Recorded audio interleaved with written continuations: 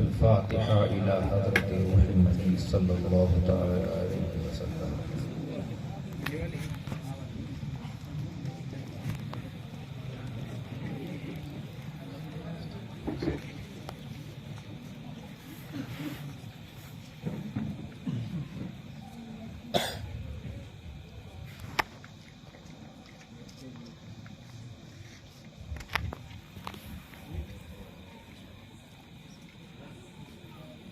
قال الله تبارك وتعالى في شأن حبيبه الكريم ببركة إن الله وملائكته يصلون على النبي يا أيها الذين آمنوا صلوا عليه وسلموا تسليما. اللهم صل على سيدنا مولانا محمد وعلى آل سيدنا مولانا صلى الله عليه وسلم. حسبنا الله حسبنا الله حسبنا الله ونعم الوكيل نعم المولى ونعم النصير. سبحان ربك رب العزة عما يصفون والسلام على المرسلين والحمد لله رب العالمين. لا إله إلا الله.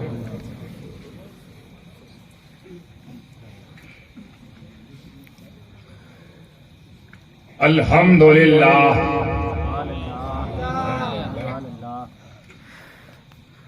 الحمد لله نحمده ونستعينه ونستغفره ونؤمن به ونتوكل عليه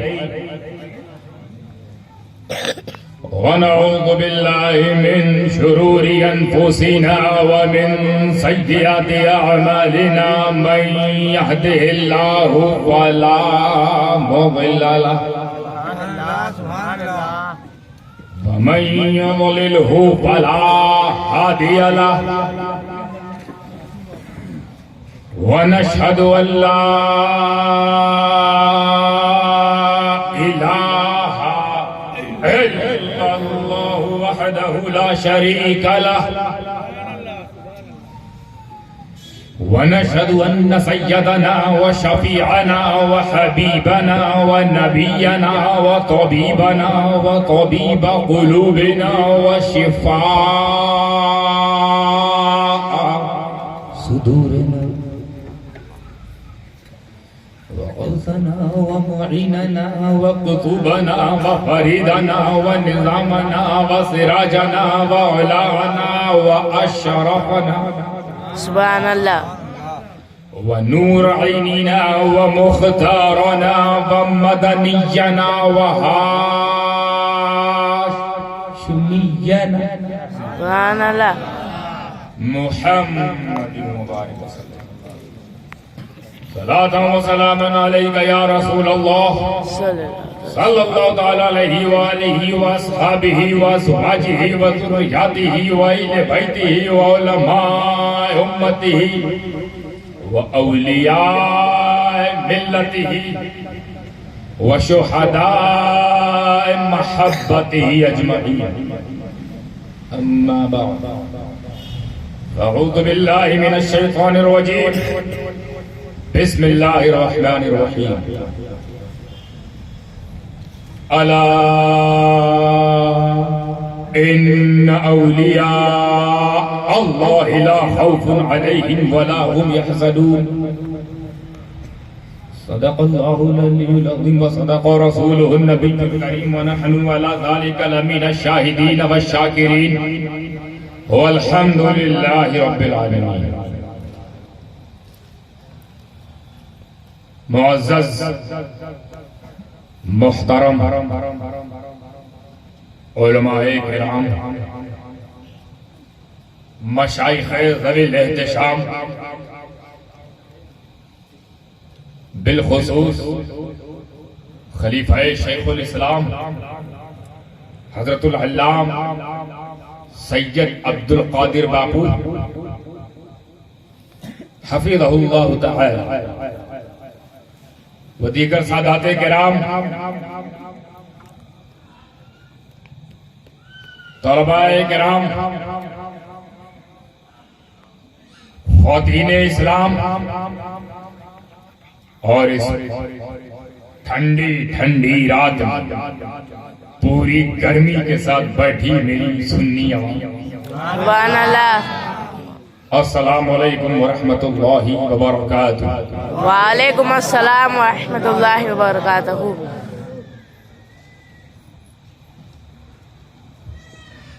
جو جتنا ایماندار ہے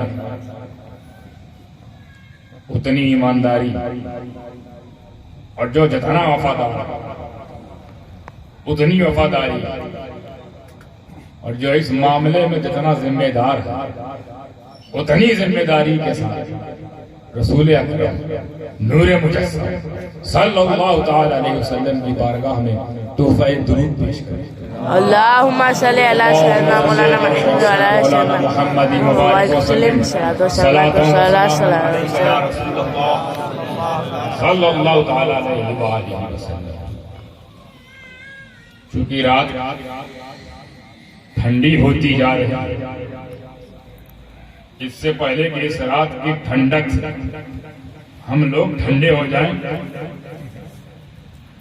کوشش یہ کروں گا کہ بات مکمل ہو جائے، جذبات بھی مکمل ہو جائے، خیالات بھی مکمل ہو جائے۔ بہت لمبی چوڑی گفتگو سے بہتر ہے سیر حاصل گفتگو کرنا، مقصد پورا کرنا، کہ جن کے نام کی یہ محفل سجائی گئی ہے، جو یہ قوم ہے، اولیاء جو جماعت ہے، ان کے بارے میں کچھ جاننا سمجھنا اس کی کوشش کی جائے گی۔ وقت کو ذہن میں رکھتے ہوئے میں سوچ رہا ہوں کہ میں ذہن لے کے آیا تھا کہ یہاں کچھ پڑھنے کو بھی انشاءاللہ ملے گا، یعنی نعت یا کوئی منقبت، مگر چونکہ لگ بھگ 11:15 اور مجھے یہاں سے بھی روانہ بھی ہونا، صبح 5 بجے احمد آباد پہنچنا ہے، تو اس لیے میں سوچ رہا ہوں اس چیز کو موقوف کر دوں، یعنی اسکپ کر دوں، تو نعت کو اسکپ کرتے ہوئے سیدھے بات پہ آنا چاہتا ہوں۔ تو آپ لوگوں کی اگر اجازت مل جائے تو میں آگے بڑھوں، اجازت ہے؟ الحمدللہ۔ ایسا ہے بول رہے کہ تم خود نہیں سن پا رہے، اور ایسا ہے بول رہے کہ ہم لوگ بھی سماعت کر سکے۔ اتنا شرما کے ہے بول رہے ہو جیسا لگ رہا قبول کروانے آئے نکاح۔ ارے نکاح جب ہوگا اللہ کی عطا سے تو کریں گے وہ بھی، جن کا ہو چکا ان کو مبارک ہو، ان کا جوڑا سلامت رہے، جن کی ہونے والی ہے ان کا مقدر اچھا ہو، کیونکہ آج کے بعد جو رات آنے والی بہت بڑی رات ہے، 11ویں، تو اسی کے صدقے میں جو تمنا لے کر یہاں ہماری بہن بیٹیاں بزرگ نوجوان مائیں بیٹھے ہیں، ان کی تمام تمناؤں کو غوث اعظم صدقے تو پہلے مولا قبول فرمائے، اس محفل کے صدقے تو پہلے میں مقبولیت کا درجہ عطا فرمائے، ان کی مایوس زندگیوں میں بہار آئے، تڑپتی ہوئی دعاؤں کو مولا آج کی رات کے صدقے سن لے انشاءاللہ۔ تو تیار ہے پورے زندگی کے ساتھ؟ زندگی کے ساتھ ہے نا؟ زندہ ہی رہیے گا، کیونکہ زندہ لوگوں کے بیچ میں ہی خطاب ہوتا ہے، مردوں کے بیچ میں ہی سارے ثواب ہوتا ہے۔ تو ہم یہاں فاتحہ کرنے نہیں آئے ہیں، تو رہیے گا بالکل ایسا سنیے گا کہ جیسے سنت والے سنتے ہیں، سن ہو کر نہ سنیے گا، سنن والے سنی نہ بنو، سنت والے سنی بنو۔ تو آئیے بلا کسی تمہید جس آیت کریمہ کی تلاوت سے میں نے خود کو اور آپ سب کو مشترکہ طور پر مشرف کیا، اللہ تبارک تعالیٰ اس میں بڑا کھلے طور پہ فرما رہا ہے۔ حالانکہ اس آیت مبارک پر آپ نے بہت متعدد تقریریں سنی ہوں گی، اور میں نے بھی اس کا انتخاب کیا، تو آپ سوچیں گے وہی پرانی سب باتیں ہوں گی۔ کوشش کروں گا کچھ نیا زاویہ دے کے جاؤں۔ What is the hidden knowledge? What is the reason? What is the hidden knowledge in this ayat, which is hidden by the maslahat of Khudavandi? Inshallah, I will open it. کوشش کروں گا کہ میں اسے کھول کے بتاؤں hidden knowledge کو، جو ابھی تک نہیں ہوا ہے میرے خیال سے آیا، وہی انشاءاللہ کروں گا میں بیان۔ بڑا آسان ترجمہ، ترجمہ سن لیجئے تاکہ ترجمانی میں آسانی، کیونکہ جب کسی ترجمے کی ترجمانی ہو جاتی ہے تو سمجھنے میں آسانی ہے۔ ترجمہ کیا بڑا مشہور، الا ان اولیاء اللہ لا خوف ولا هم يحزنون. اچھا ترجمہ ہے خبردار. الا خبردار، بے شک اللہ کے ولیوں کو نہ کوئی خوف ہے نہ کوئی غم. یہی بات ہے نا، اتنا ہی ترجمہ ہے. ترجمہ تو یہ ہے میاں صاحب، ترجمانی کیا ہے، مقصد کیا ہے، مطلب کیا ہے، راز کیا ہے اندر جو ہم تو جان پائے وہ خود ایک راز ہے، اور آپ اگر بتانے آئے ہو کچھ اور بھی بات ہے، وہ ذرا بات کیا ہے، اس میں ایسا کیا خاص ہے جس کے لیے آپ نے ہماری توجہ کو مرکوز کر دیا، اپنی طرف سینٹرلائز کر دیا، کیندرت کر دیا. What is the new? آپ نے کہا سم تھنگ نیو ان دس آیت. What is the new? تو بتائیے. اس آیت کے ذریعے اللہ نے ہم کو خبر دی ہے. اچھا قرآن کا کام ہی یہی ہے کہ جو لوگ بے خبر تھے اللہ نے خبر دی، باخبر ہو گئے. بے خبر تھے کہ اللہ کون ہے، اللہ نے خبر دی، قل هو اللہ، باخبر ہو گئے. بے خبر تھے نبی کون ہے، اللہ کا وما ارسلناک الا رحمتا للعالمین، باخبر ہو گئے. بے خبر تھے تقدیر کی بات قرآن میں، بے خبر جنت کی نعمتوں سے اس کا ذکر، خبر کہاں آئی، قرآن میں. تو قرآن کا بیسیکلی جو کام کیا تھا، بے خبروں کو باخبر کرنا. سمپل سی بات، سمجھتے چلے کئی مزہ آئے گا. اللہ نے ہم کو خبر بھیجی. خبر کیا تھی کہ اللہ کے ولیوں کو نہ کوئی خوف ہے نہ کوئی غم، یعنی ان کو ہلکے میں نہیں لیں گے ہم، کیونکہ یہ وہ قوم ہے جن پہ نہ کوئی خوف ہے نہ کوئی، ان پر اللہ کا ہے کرم، ان پر اللہ کا ہے کرم، اور بچا رہے ہمارا بھرم، اور بن بیٹھے ہمارے صنم، کیونکہ ان پر اللہ کا ہے کرم، اسی لیے نہ کوئی خوف نہ کوئی غم. کہیں اور لے جانا چاہ رہا ہے، نہ کوئی خوف نہ کوئی غم. یہ تو ہو گئی خبر. تو جب یہی بتانا تھا، یعنی ہم بے خبروں کو خبر بھیج کر باخبر کرنا تھا، تو خالی خبر ہی بھیجتے، خبر ہی بھیجنا چاہیے تھا نا کہ یہ بے خبریں ہیں، ان کو پتہ نہیں کہ ان کے درمیان اللہ والے بھی ایسے ہوں گے، ان کے درمیان انہی میں سے کوئی ایسے لوگ ہوں گے جن کا یہ مقام ہوگا کہ وہ اللہ کے دوست ہوں گے. پہلی کوالٹی، ایک دوسرے کے دوست نہیں، اللہ کے دوست ہوں گے اور اللہ ان کا دوست ہوگا، ایک کوالٹی. اور وہ ایسے لوگ ہوں گے کہ نہ وہ کبھی غم زدہ ہوتے ہیں نہ خوف زدہ، نہ غم ان کو پریشان کرتا ہے نہ خوف انہیں ڈرا سکتا ہے. اوقات ہی نہیں کسی خوف میں کہ انہیں خوف ملائے، کسی غم میں یہ دم نہیں کہ انہیں غم زدہ کرتا. کیا مقام ان کا صاحب. یہ لوگ ہمارے میں ہوں گے، بولے ہاں تمہارے ہی میں ہوں گے. اچھا یہ ہم میں ہی، یعنی کہیں الگ سے آنے والے نہیں ہے، نہیں تم میں ہی میں ہوں گے. ہو سکتا ہے تمہارا ہی باپ ہو، تمہارا بیٹا ہو سکتا ہے، تمہارا بھتیجا، تمہارا پڑوسی، کوئی بھی ہو سکتا ہے. ان کی کوالٹی یہ ہوگی کہ تم بھلے غم میں مرے جاؤ گے، انہیں کوئی غم نہیں ہوگا. تم خوف ڈرے جاؤ گے، کوئی خوف نہیں ہوگا. کیوں؟ کیونکہ وہ میرے دوست ہیں. اچھا اتنی سی بات جی. تو یہ بتانا ہی تھا جو اتنا ہی بتاتے، خبر دینا تھا تو خبر ہی دیتے، باخبر کرنا تھا تو خبر کر دیتے. سارے بے خبریں باخبریں ہو جاتے. تو جب خبر ہی دینا مقصود تھا، خبر ہی دینا ٹارگٹ تھا، خبر ہی دینا ہدف تھا، خبر ہی دینا گول تھا، تو اے اللہ خبر دیتے، یہ خبردار کیوں کیا؟ سمجھ رہے بات؟ خبر دیتے، یوں کہہ دیتے اولیاء اللہ لا خوف علیہم ولا هم یحزنون. بات اتنی ہی کافی تھی، ہم سمجھ جاتے، ہم تو مانتے ہیں. پر تو نے خبردار کیوں کیا؟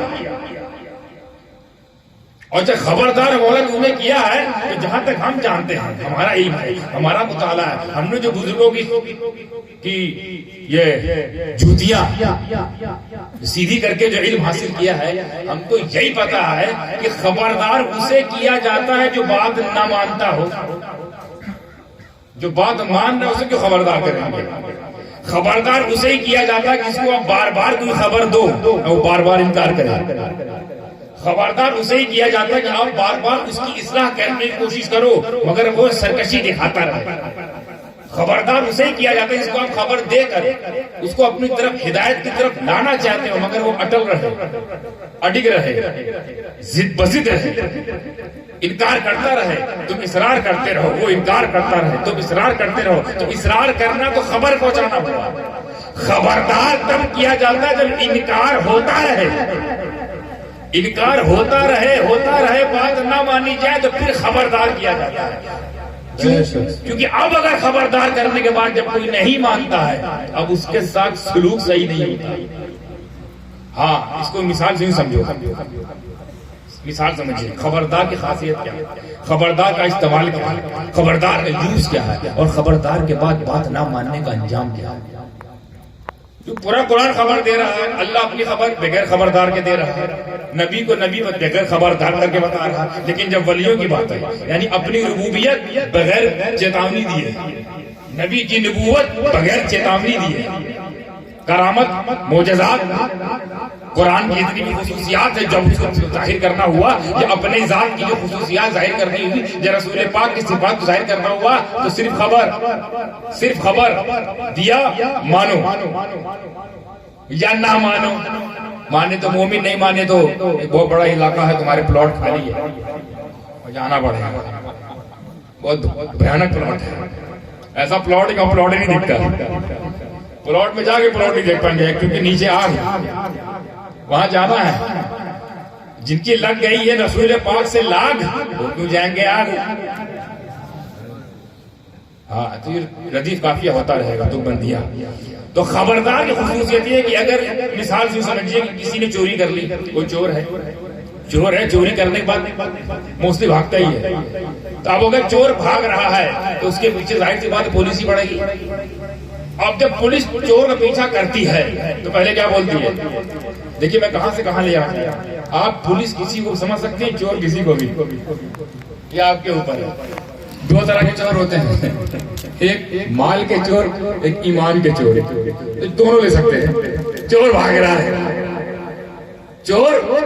رہا ہے پیچھے پولیس، تو پولیس جب پہلی بار چور کو آواز دیتی ہے، آپ کی زبان میں بوم پھاڑتی ہے، تو پہلے کیا بولتی ہے؟ رک جاؤ.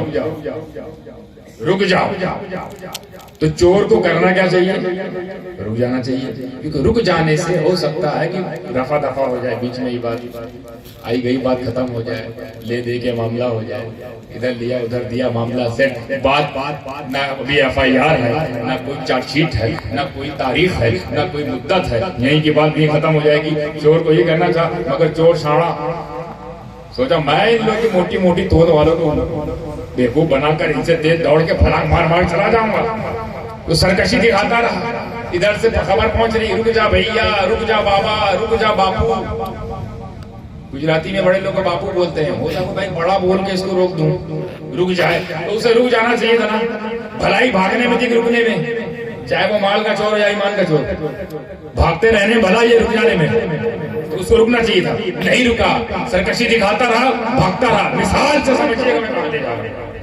اور بھاگتا رہا، دوبارہ پھر پولیس آواز دیتی ہے، پھر خبر پہنچاتی ہے، رک جا، اپنے آپ کو میرے حوالے کر دے. یعنی کوئی تو ہے جو بار بار اشارہ دیتا ہے، کوئی تو ایسی رحمت کی آواز جو بار بار موقع دیتی ہے. تو بھلائی کیا ہے؟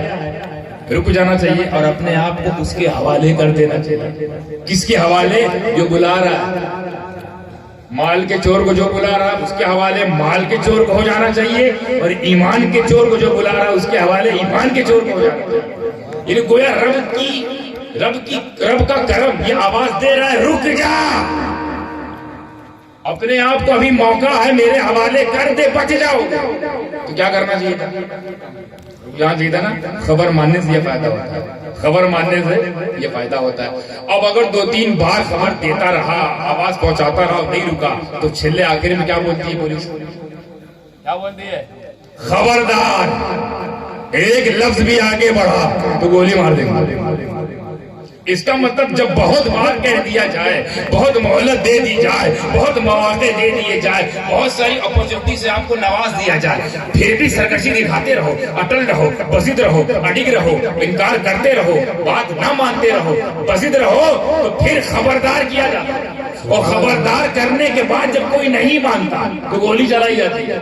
اور پھر اگر وہ وہاں پر بھی مان جاتا تو شاید سزا کم ہو جاتی، شاید اس کے معاملے اتنی دور تک نہیں جاتے جہاں تک جانے کے بعد لوگ باہر آنے کی دعا کرواتے ہیں. ہم لوگ کے پاس حضرت دعا کرو ہمارا فلاں رہائی میں قید ہے، اندر ہے. بھائی کامچ ایسا کیوں کیا تو قید ہو؟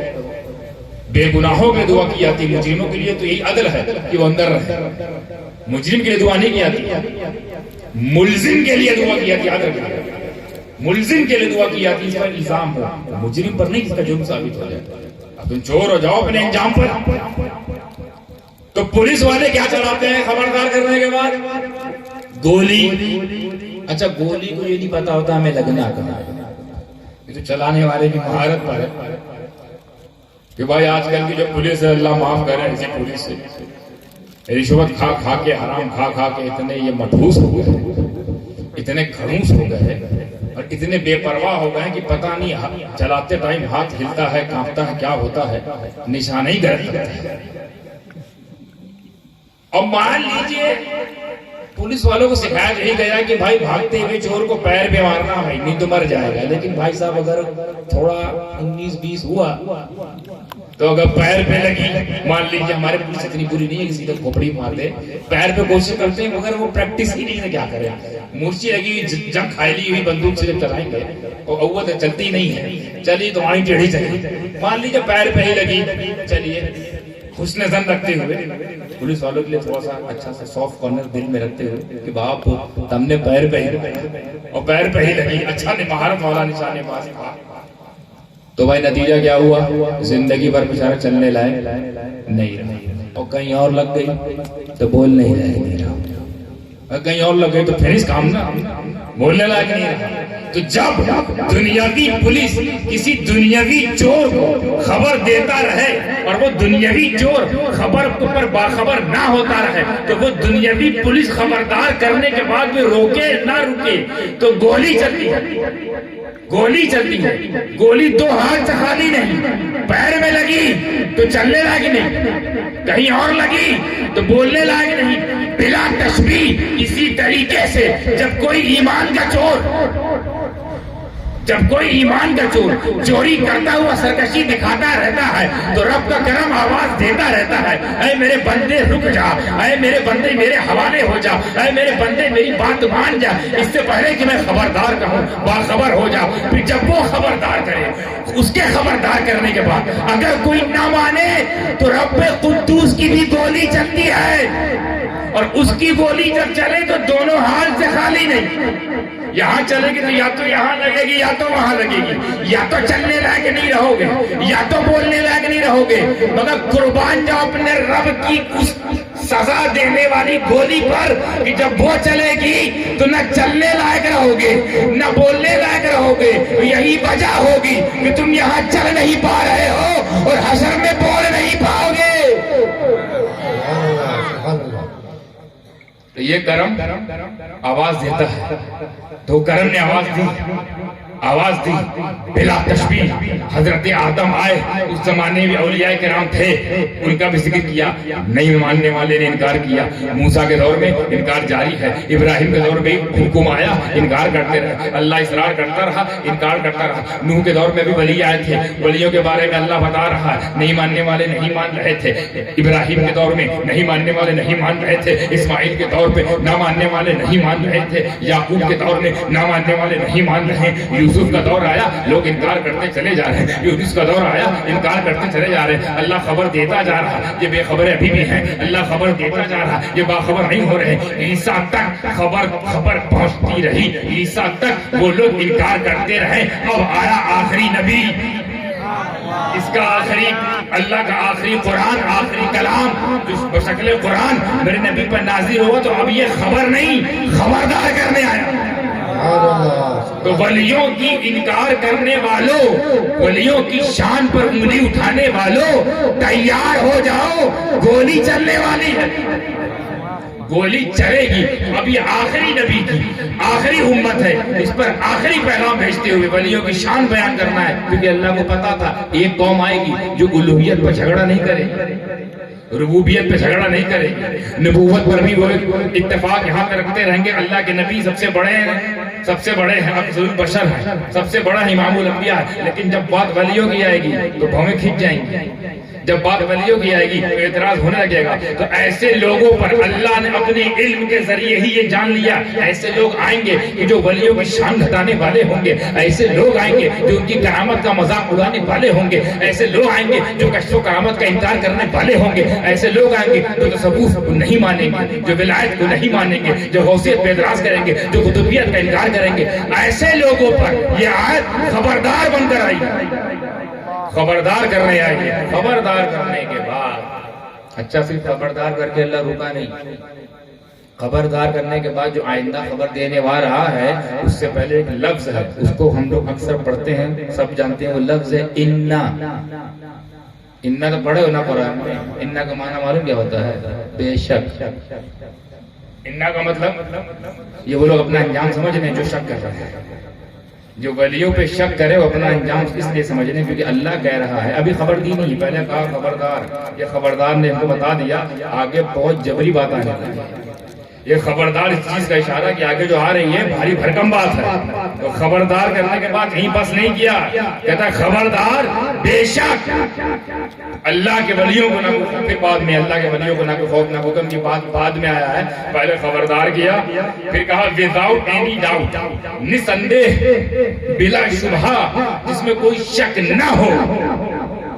وہ بات ہونے جا رہی کہ اللہ کے ولیوں کو نہ کوئی خوف ہے نہ کوئی خوف. پہلی بات سب سے بڑا مقام تو یہ ہے کہ وہ اللہ کے ولی ہیں, اللہ کے دوست ہیں. یہ خود ایک مقام ہے, کوئی اس کا انکار نہ کرے. اب آپ سے ایک مؤدبانہ سوال ہے, اللہ اگر کسی بات پر یہ بولے کہ اس بات پہ کوئی شک نہیں, اب میں تھوڑی اکیڈمک بات ہو جائے, اللہ کوئی بات پیش کرے اور بات پیش کرنے سے پہلے یہ بات پیش کرے کہ ہم جو بات پیش کرنے والے ہیں اس سے پہلے یہ دیکھ لو کہ وہ بات وداؤٹ اینی ڈاؤٹ صحیح ہے, ستیہ ہے, یونیورسل ٹروتھ. بے شک. اب اللہ اگر کسی چیز کے لیے بولے بے شک اور کوئی ملا اس پہ کرے شک اس خبر پہ, تو مومن رہا یا کافر؟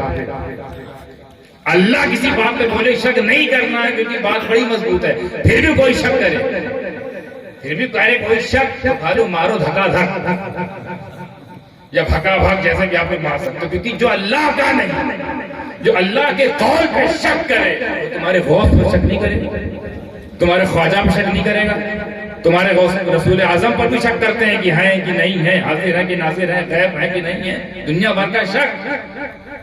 ہمیں جب ولیوں کی ولایت پہ شک کرنے کی اجازت نہیں تو تم نبوت پہ شک کیسے کر بیٹھے, علم غیب پہ کیسے کر بیٹھے, حاضر و ناظر پہ شک کیسے کر بیٹھے.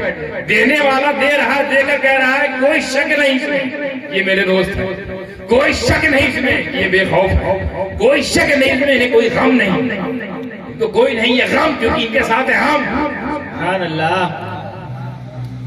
تم کو تو پورا ٹھیکرے میں دیا گیا ہے, غم کا پورا ٹھیکہ ہی دیا گیا, اس لیے غم میں ہوں کیونکہ جو غم دور کرنے والی ذات ہے نا, جو غم دور کرنے والے بزرگ ہیں ان سے تعلق نہیں.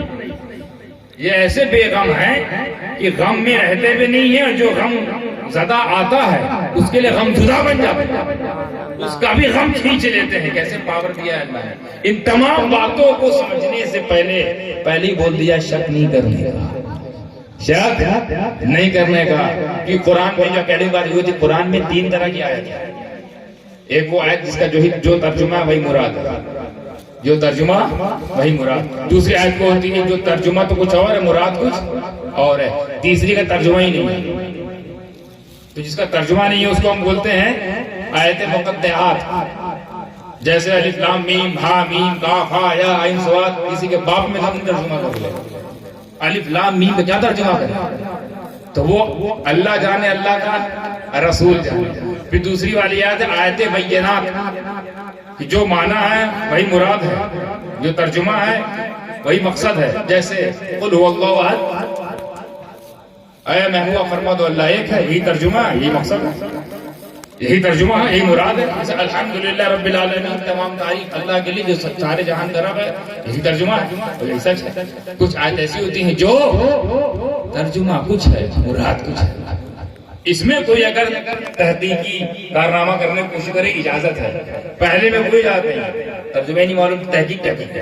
دوسرے میں گنجائش نہیں بچی کہ جو ترجمہ ہے وہی معنی ہے, اور جو معنی وہی مراد ہے، جو مراد ہے وہی مطلب، وہی مقصد، وہی جو ہدف ہے. بحث اس میں ہوتی ہے، تحقیق اس میں کی جاتی ہے، نتائج اس میں نکالے جاتے ہیں، جس کا ترجمہ کچھ اور ہے رہا. ترجمے کے حساب سے عقیدہ بنا لے تو کافر ہو جائے.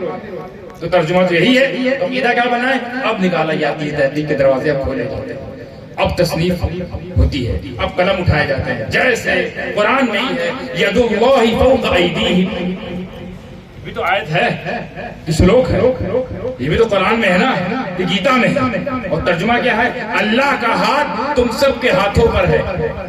یہی ترجمہ ہے نا، اللہ کا ہاتھ. ابھی بتائیے ایمانداری سے، اللہ کے ہاتھ ہے؟ ترجمہ تو کہہ رہا ہے اللہ کا ہاتھ. یا فَإِنَّمَا تُوَلُّوا فَثَمَّ وَجْهُ اللَّهِ، اللہ کے چہرے کی طرف اپنے کو موڑ دو. اللہ کا چہرہ ہے تو جب اللہ کا چہرہ نہیں تو وجہ اللہ کا مطلب کیا ہوا؟ اللہ کا چہرہ. ید اللہ کا مطلب کیا ہوا؟ اللہ کا ہاتھ. تو جب اللہ کا ہاتھ ہے تو اس کا مطلب ہاتھ ہے، تو ہاتھ جہاں فٹ ہوتا ہے اسے کندھا بولتے ہیں، اور کندھا جس پر چپکا ہوتا ہے وہ سینہ بولتے ہیں، اور سینہ جس پر سٹینڈ ہوتا ہے، جس پر بنیاد ہوتی ہے وہ دھڑ بولتے ہیں. نیچے کی دھڑ جس پر ہے وہ اسے پیر بولتے ہیں. تو پتہ چلا اللہ کو تلاش کرتے کرتے پورا بت تیار کر دیا ہم نے. ہاتھ ڈھونڈتے ڈھونڈتے پورا پتلا بنا دیا. اللہ پتلا ہے تو اس کا مطلب ترجمہ جو ہے وہ مراد نہیں. اس سے یہی نکلتا ہے کچھ ترجمے ایسے جو مراد نہیں ہوتے. تو علماء نے اب اس میں تحقیق کی تو کیا نکالا؟ ید اللہ سے مراد وہ نہیں جو تم سمجھ رہے ہو. ید اللہ مطلب اللہ کا ہاتھ نہیں، اللہ کے ہاتھ کو نہیں کہا گیا، بلکہ یوں کہا گیا ہے اللہ کا دستے قدرت. ایک ترجمہ ہے قدرت کا ہاتھ، دستے قدرت ہے. اور آسان کر دوں، اللہ کا ہاتھ تمہارے ہاتھوں، یعنی اللہ کا کرم، اللہ کا فضل، اللہ کا سایہ، اللہ کی نظر، اللہ کی عطا، اللہ کی عنایت تمہارے ساتھ. ورنہ اللہ کا ہاتھ ہمارے ہاتھ میں، ہم ہاتھ والے وہ بے ہاتھ ہیں. وہ جسم و جسمانیات سے پاک، مکان و مکانیات سے پاک، زمان و زمانیات سے پاک، اور ہم مکان والے، زمان والے، جسم والے. تو ہمارے ہاتھ میں اس کا ہاتھ کیسے آ سکتا ہے؟ ہم لمیٹڈ، ہمارا ہاتھ لمیٹڈ، وہ انلمیٹڈ. تو انلمیٹڈ کا ہاتھ ہمارے ہاتھ میں کیسے آ سکتا ہے؟ تو اس کا مطلب ترجمہ کچھ اور ہے، مفہوم کچھ اور ہے. ایسے ہی قل انما انا بشر مثلکم ہے. ترجمہ کیا ہے؟ محبوب آپ فرما دیجئے کہ آپ انہی کی طرح بشر ہیں. تو کیا یہ صحیح ہے؟ نبی ہماری طرح بشر ہے، تو اگر ہماری طرح بشر ہے تو ہم کو بھی وہ کام کرنا آتا ہوگا جو نبی نے کیا. اگر وہ لوگ جو کہتے ہیں نبی ہماری طرح بشر ہیں تو اس کا مطلب جو نبی کر سکتے ہیں وہ یہ بھی کر سکتے ہیں. تو ان سے کہیے ذرا چاند تو چھوڑیے، چاند بہت دور ہے، یہ ٹہنی ہے، اشارے سے 2 ٹکڑا کر دیجیے. اگر تمہاری طرح ہے تو سورج تو بہت دور ہے، ان سے کہ جو ٹرین چھوٹ گئی اس کو پلٹا دیجیے. اس کا مطلب اپنی طرح نہیں ہو، لیکن ترجمہ کیا تمہاری طرح بشر ہے. تو ہم تعویل کریں گے کہ وہ کس سے کہہ رہے ہیں. یہ آیت جب آئی شان نزول یہ ہے کہ وہ کافروں سے کہا جاتا ہے. کافروں سے اس لیے کہا جا رہا تھا کہ کافر معجزات دیکھ کر دنگ ہو رہے تھے. کفار مکہ یہ کیسا آدمی ہے، جاتا ہے تو پیڑ آتے ہیں سجدہ کرتے ہیں، پتھر کا سلام بھیجتے ہیں، چاند ٹکڑا ہو جاتا ہے. یہ تو ہمارے جن کی پوجا کر رہے وہ نہیں کر پا رہے. یہ سب شان، یہ سب خصوصیت تو اللہ میں ہوتی ہے، خدا میں ہوتی ہے، گاڈ میں ہوتی ہے، لارڈ میں ہوتی ہے. یہ تو ان کے اندر دیکھ رہے ہیں. تو کہیں ایسا تو نہیں کہ یہ خدا جو نیچے اتر آیا، یہ تو نہیں جس کو ہم تلاش کر رہے ہیں بتوں میں، یہ محمد میں تو وہ کوالٹی نہیں ہے. تو کہیں یہ ذہن نہ بن جائے. اللہ نے فرمایا اے محبوب آپ ان سے کہہ دو نہیں میں تمہاری ہی طرح بشر ہوں. تو اس طرح جب تحقیق کرو گے تو دروازے کھلتے ہیں. کبھی بھی بینات جو آیات بینات ہوتی ہیں، جو معنی میں مراد ہے اس پر کبھی بحث نہیں ہوتی. ایسی آیتوں بحث ہوتی ہے. بتانا یہ چاہتے ہیں 3 طرح کی ہوئی. ایک وہ جس کا معنی ہی نہیں تو تحقیق نہیں، ایک وہ معنی ہے مگر تحقیق کی گنجائش کم ہے، اور ایک وہ جس کا معنی تو ہے مگر اس میں تحقیق کیا سکتی ہے. میرا اللہ جو یہ بات بول رہا ہے وہ بینات میں بھی ہے، اور ساتھ میں تاکید بھی ہے، ساتھ میں خبردار بھی ہے. سبحان اللہ، اس میں کوئی شک ہی نہیں ہے. خبردار ہو جاؤ، یہ آیت بینات ہے، ایسا نہیں اس کا معنی کچھ اور مفہوم کچھ اور ہے. یہ ولیوں کی شان ہے، یہ ولیوں کی شان ہے. ایک مطلب ہم کوئی ولی ادنا نہیں ہوتا، مگر میں سمجھانے کے بولوں ادنا سے ادنا ولی کی یہ کوالٹی ہے کہ ان کی بات پیش کرنے سے پہلے اللہ دماغ صاف کرنا، نکالو سارے شک کے جالے، کیونکہ اب جو آ رہے ہیں وہ ہے نرالے.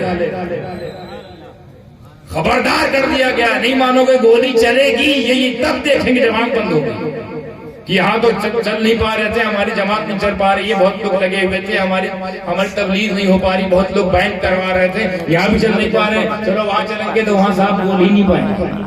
جب حساب لینا شروع ہوگا کہاں سے بولیں گے؟ کیونکہ اللہ کی بولی ہے نا کہ پولیس تھوڑی کہ یہاں یا وہاں، تو دونوں جگہ کے لیے، کیونکہ دونوں جہان کا رب ہے، ہر جہاں کا رب ہے، تو کوئی جہاں ہی نہیں بچی جہاں پناہ ملے گی۔ اللہ کی منتخب شدہ آیت تم اگر وہ بھی اس میں بے شک اور خبردار کا فلیور بھی رکھو، اس کا انکار کرو گے تو کہاں بچو گے؟ نہیں بچو گے۔ یہ کس کے سامنے آیا تھا؟ ولیوں کے۔ اس سے آپ سوچئے ولیوں کا مقام کیا ہے؟ ادنا سے ادنا، جو ادنا سے ادنا کا یہ عالم ہے، تو جو سید الاولیاء ہو، جو امام الاولیاء ہے، جو پیرانے پیر ہے، جو میرانے میر ہے، جو غوث سمدانی، قطب ربانی، محبوب سبحانی، ان کا کیا مقام؟ شیخ عبدالقادر جیلانی اسی لیے ہے وہ لاکانی، وہی ان کا ثانی نہیں ہے، ان کا کیا مقام ہوگا؟ ہو اس غوث اعظم؟ آپ لوگوں نے غوث اعظم کو بس اس چھٹی کرو، 11ویں کرو، پیرانے پیر کے نیاز کرو اور مراد پوری کرو۔ وہ مراد پوری کرنے نہیں ہے، ان کا صرف اتنا ہی نہیں ہے، مراد پورا کرنا یہ ان کا ایک جزوی کرامت، جزوی کارنامہ ہے کہ آیا ہے تو لے جائے، بس یہیں تک نہیں سیمت۔ کتنے اس میں یہاں ایسے ہیں میرے خیال سے 90% جو جانتے ہی نہیں ہیں who is Ghaus Azam, what is the status of Ghaus Azam, what is the level of Ghaus Azam, what is the standard of غوث اعظم۔ بتا تو رہا ہوں ولیوں کی یہ شان ہے کہ ان کے خلاف کوئی بولے گا تو جو ولیوں کا ولی ہو، پیروں کا پیر ہو، سید الاولیاء ہو، ان سے بڑا کوئی۔ اچھا پیروں کا پیر مطلب سمجھے آپ کیا سمجھے؟ پیروں کا پیر کسے کہتے ہیں؟ کچھ بولو، تم لوگ بولو، اکیلے ہم ہی بولے پڑے ہیں آؤٹ گوئنگ کی طرح، انکمنگ بھی آنی چاہیے، اب تو دونوں فری ہے صاحب۔ پیروں کا پیر مطلب کیا ہوا؟ چلو بھائی سمجھا کرتا ہے، ہم جیسے چھوٹے موٹے ڈھل پھر رہے قسم کے جو ہم لوگ پیر گھوم رہے ہیں آنے ٹیڑھے، ہم لوگ جو ہے نا ہم لوگ پیر ہیں چھوٹے موٹے، پر ہم لوگ مریدوں کے پیر۔ کس کے؟ مریدوں کے۔ مخدوم اشرف کس کے مرید، کس کے پیر ہیں؟ مریدوں کے۔ غریب نواز کس کے پیر ہیں؟ مریدوں کے۔ محبوب الہی مریدوں کے۔ قطب الدین مریدوں کے۔ فرید الدین مریدوں کے۔ تمام اولیاء کاملین کس کے پیر ہوتے ہیں؟ مریدوں کے، یعنی پیر مریدہ، پیرے، اور ان کو دیکھتے ہیں پیرے، پیرا بنے بیٹھے ہوں تو یا غوث اعظم آپ کس کے پیر ہیں؟ یہ پیرانے پیر سے کیا مراد؟ بولے وہ اور ہوتے ہیں جو مریدوں کے پیر ہیں، میں وہ ہوں جو اپنے پیروں کا بھی پیر ہوں۔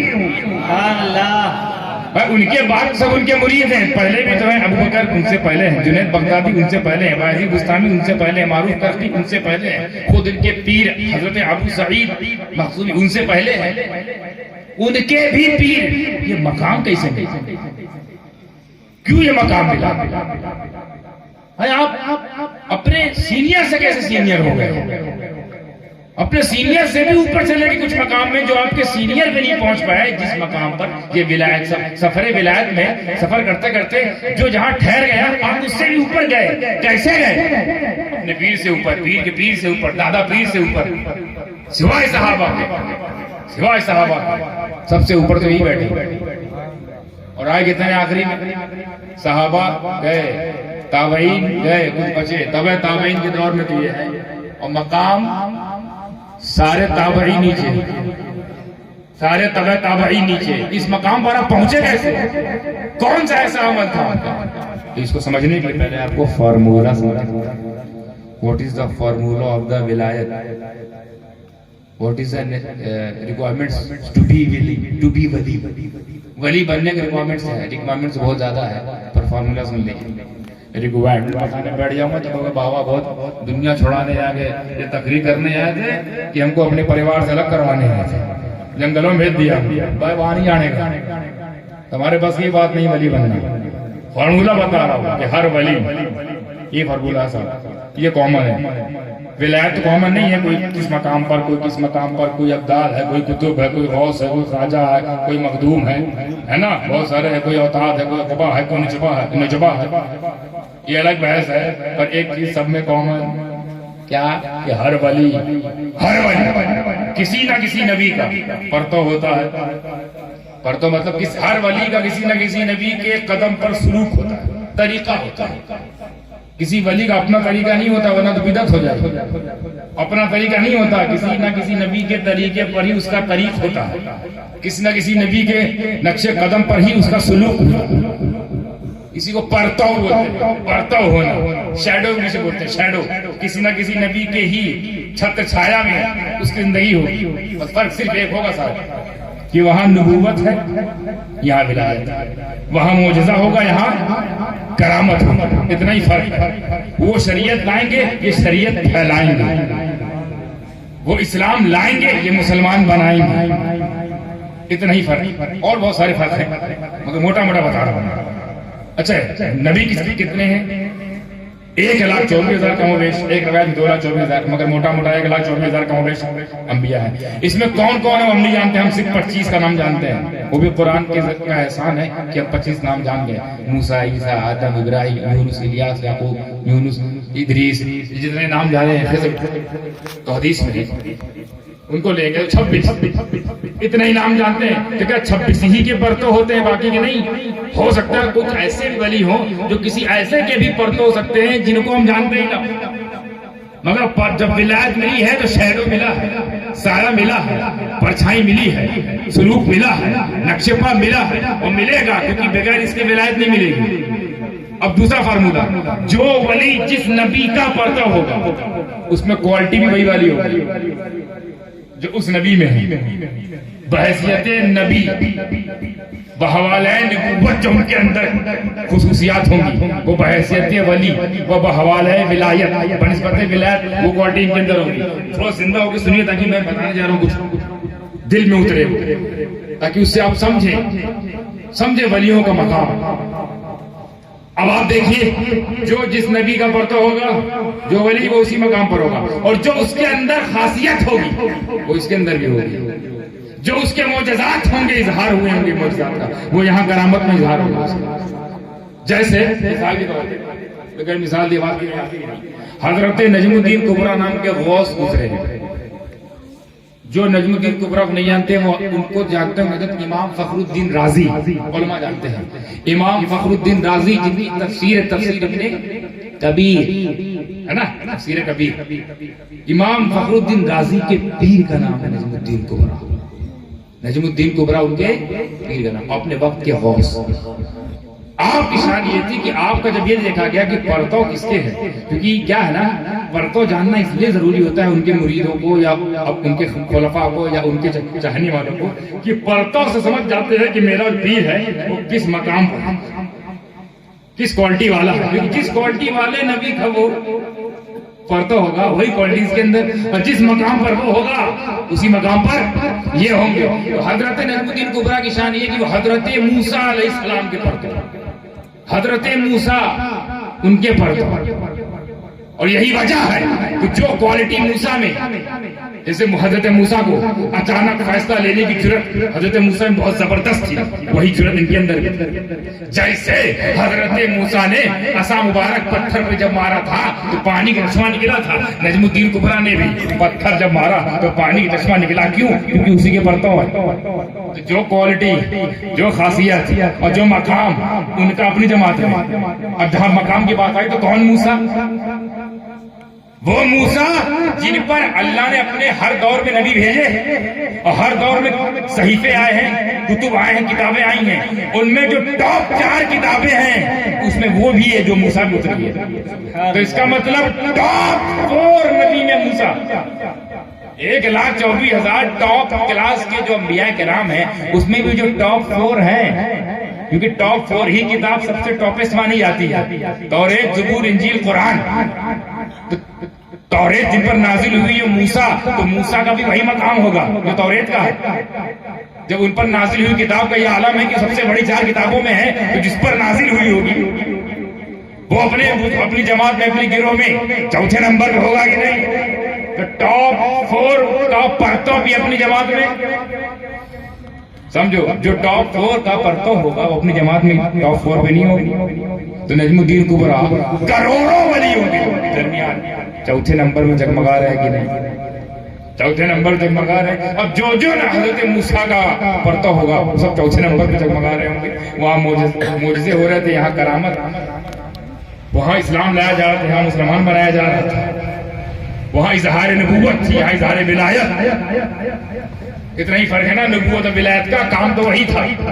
उनको इख्तियार कुछ ज्यादा था कि वो ला सकते थे हुक्म, ये फैला सकते हैं हुक्म, वो ला सकते हैं शरीयत, ये बता सकते हैं शरीयत। वो लाते हैं मकसद, ये फैलाते हैं मकसद। बात समझ में आई? नजमुद्दीन कुबरा ऐसे ही क्यों ना जाओ, यही फार्मूला है। ये जो अब मैं कहने जा रहा हूँ अपने लुत्फ की बात, इसलिए क्योंकि जब मैंने ये समझा कि परतों से मालूम होता है स्टेटस, तो एक दिल में लालच हुआ और एक तजस्सुस हुआ। एक जस्तजू ये हुई कि हम जिसके मुल्क में रहते हैं, जिसको पूरे हिंद की विलायत मिली है, पूरे हिंद की विलायत, हमारा गरीब नवाज मोइनुद्दीन जरी या गरीब नवाज पूरे हिंदुस्तान को पालने वाले, ऐसा इख्तियार पाने वाले आप किसके हैं? क्योंकि आप किसी ना किसी के परतों तो होंगे, क्योंकि फार्मूला ही ये कॉमन चीज है। हम उसी समझदार लगाने, आप ना बताइए आप किस मकाम पर आपकी खाकसारी होगी, आप ना बताइए आपको तवाज़ो होगा, आप ना बताइए आपकी डाउन टू अर्थनेस होगी, आप नहीं बताएंगे मुझे पता है, आप तो यही कहेंगे मैं नाचीज हूँ, मैं हकीर हूँ, मैं फकीर हूँ। खाली इतना बता दिए सरकार परतों किसके हो, हम समझ जाएंगे, हम समझ जाएंगे। तो पता चला, अच्छा खबरदार ये ज़हन में ना रहे, जब हिंद की विलायत की बात हो तो खाली हिंदुस्तान समझिए, ये मुनक़सिम हिंदुस्तान है, बटा हुआ गैर मुनक़सिम हिंदुस्तान की विलायत मिली है। जब उनको हिंदल वली कहा जाए तो सिर्फ हिंदुस्तान के नहीं है, वो पाकिस्तान के भी, वो अफगानिस्तान वाला भी, वो बर्मा वाला भी, बांग्लादेश वाला भी, गैर मुनक़सिम जिससे पहले हमेशा हिंद कहा गया, उस हिंद की विलायत मिली है। ये ना सोचता कि यही चल रही है, वो यहीं बैठे बैठे बांग्लादेशियों को भी पाल रहे हैं, अजमेर में लेटा लेटा पाकिस्तानों को भी पाल रहा है, वो बर्मा की भी मुसलमानों की हिफाजत कर रहा है, वरना एक के मंसूर बड़े गंदे थे। वो तो गरीब नवाज गरम है कि मुंह के बल की पूरी दुनिया सड़क पर आ गई, ये अंदर हो गए। तो जहां जब गरीब नवाज का साथ है तो फिर हमें किस बात का डर?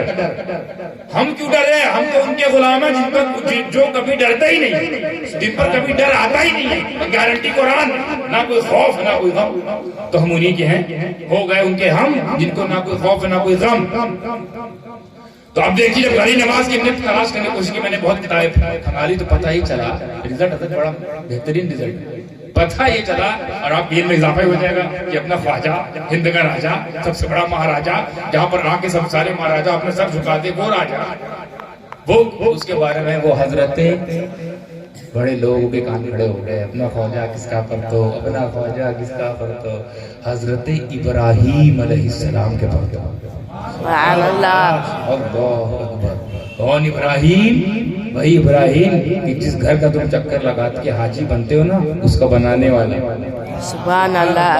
कौन इब्राहीम? जिसकी सुन्नत अदा न की जाए तो तुम हाजी नहीं बनोगे। शैतान मारना, शैतान मारना, यानी इब्राहीम की एक एक चीज को अल्लाह ने ऐसा मकबूल किया, न सिर्फ मकबूल किया बल्कि महफूज कर लिया। इब्राहीम तुमने एक बार मारा है, तेरा ये मकाम है कि तेरी मोहब्बत क़यामत तक मरवाता रहा। सुभान अल्लाह। तेरी सुन्नत क़यामत तक होती रहेगी। तूने एक बार खाली मेरी इमारत की तामीर की है, काबतुल्लाह की, एक ही बार तवाफ किया है, पूरी जिंदगी तवाफ करवाता रहूंगा। तो करो, क्योंकि मेरे इब्राहीम चक्कर लगाए, वरना दिल पे हाथ रख के बोलो कि अल्लाह वहां बैठा है जो चक्कर लगा रहे। अल्लाह का वो अल्लाह की कोई कुर्सी है? ये लगा रहे दीवार के चक्कर, लगा रहे बिल्डिंग के चक्कर, हो गए हाजी। क्यों? क्योंकि इब्राहीम, निस्बत इब्राहीम तुम्हें हाजी बना रही है। रमी की इब्राहीम ने, तुम मार रहे हो हाजी, मार रहे हो शैतान को, हो रही इबादत अल्लाह की। कनेक्शन क्यों? क्योंकि ये काम मेरे इब्राहीम ने किया। और बता कौन इब्राहीम? वो इब्राहीम जिसको मेरे नबी अपना दादा कहे। हालांकि वो दादा आदम को भी कह सकते जबकि हैं, मगर फखरिया कहते थे इब्राहीम जद्दना, इब्राहीम मेरा दादा है। ये तभी कहा जाता है किसी को अपना दादा नाना, तभी इंट्रोड्यूस किया जाता है जब वाकई दादा नाना काबिले इंट्रोड्यूस हों। अगर आपका दादा चोर है तो आप कहोगे कि हम उनके पोते हैं। अरे भैया सोचो कोई पूछे ही ना दादा का। लेकिन अगर आपका दादा वली हो, راجا ہو، ایماندار ہو، محنتی ہو، محنت کش ہو، نیک ہو تو فخریہ کہو گے نا. حالانکہ اس کا ایک اور بھائی بھی ہوگا، وہ ایسا نہیں ہوگا تو کس کا نام لوگے؟ دو دادا میں کس کا نام لوگے؟ اچھے والے دادا کا، جس کو فخر ہوگا. تو میرے نبی، میں یہ نہیں کہہ رہا ہوں کسی اور نبی نبوت کو حقیر کہہ رہا ہوں، نہیں، لیکن جب یاد کرتے تھے دادا کی شکل میں تو ابراہیم کو یاد کرتے تھے. ابراہیم، بلکہ جب قسم فرماتے تھے کبھی کبھی تو حضرت ابراہیم کو قسم میں بھی یاد کیا. ورب ابراہیم، ابراہیم کے رب کی قسم. اور بتا کون ابراہیم؟ جب ابھی ابراہیم کو سمجھ جاؤ، پڑھ تو سمجھ آ جائے. وہ ابراہیم جن کا ذکر نہ کیا جائے تو نماز نہیں ہوتی. پہنچو پہنچو پہنچو، کہاں لے جا رہے ہیں؟ تحیات کے بعد کیا پڑھتے ہیں؟ درود اسماعیل ہی پڑھ سکتے تھے، درود یوسف پڑھو، بہت سارے درود. درود ابراہیم، درود ابراہیم. درود پڑھنا حکم تھا. اللہ کے رسول کوئی بھی درود پڑھ دیتے یا یہ اجازت دیتے جس کو جو درود یاد ہے وہی پڑھے. حالانکہ یہ اجازت ہے، مگر افضل کیا میرے دادا پر دادا والے درود پڑھی جائے. درود ابراہیم، وہ ابراہیم، ان کا پرتو بھی کس مقام پر ہوگا؟ ارے وہ نبی، وہ ابراہیم جو میرے نبی کا وسیلہ بنے. نہیں سنا آپ نے؟ ترجمہ نہیں کرتے کا؟ درود ابراہیم ترجمہ کرو. اللہم صلی علی محمد وعلی آل محمد کما صلیت علی ابراہیم وعلی آل ابراہیم انک حمید مجید. اللہم بارک علی سیدنا محمد وعلی آل سیدنا محمد کما بارکت علی ابراہیم وعلی آل ابراہیم. ترجمہ، اے اللہ، خود میرے نبی فرماتے ہیں، اے اللہ، نبی کہہ رہے ہیں نا، اے اللہ رحمت نازل فرما محمد پر اور محمد کی اولاد پر. بات ختم ہو جاتی نہیں پر اتنا کافی تھا. پھر وسیلہ، جیسے تو نے رحمت نازل فرمائی ابراہیم پر اور ابراہیم کی اولاد پر. میرے نبی جن کو اپنی دعاؤں میں یاد کرے وہ ابراہیم، ان کو درود میں شامل کرے وہ ابراہیم. کیا مقام ہوگا ابراہیم؟ سبحان اللہ. کس درجے پہ بلند ہوں گے حضرت ابراہیم؟ اس کو ہی سمجھیے. میرے نبی آدم کا وسیلہ بنے تب آدم کی دعا قبول. سبحان اللہ. وہ نبی جو آدم کا وسیلہ بن چکا ہو وہ ابراہیم کو وسیلہ بنائے. سبحان اللہ.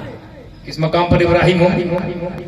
تو اب مجھے اگر یہ بات آ گئی تو ذہن میں نقطہ آیا، کہنے میں کوئی بھی گریز نہیں ہے. کان کھول کے سن لے وہ لوگ جو نہیں سننا چاہتے کہ جس طرح بغیر ابراہیم کے ذکر میں، توجہ دیکھیے گا، ذکر بغیر ابراہیم کے ذکر کیے ہوئے نماز قبول نہیں ہوتی، نماز مکمل نہیں ہوتی. بلا تسبیح ان کا پرتو غریب نواز کے بغیر عشق کیے ہوئے ایمان مکمل نہیں ہوتا. نماز مکمل کرنی ہے تو ابراہیم، اور ایمان مکمل کرنا ہے تو ان کا پرتو. یہی وجہ ہے کہ ہم سب چھوڑ دیتے ہیں، اجمیر نہیں چھوڑیں گے. اجمیر ہمارا مدینہ ہے، غریبوں کا مدینہ. کیوں؟ کیونکہ جس نے بھیجا ہے وہ رسول، اسی لیے وہ عطا رسول.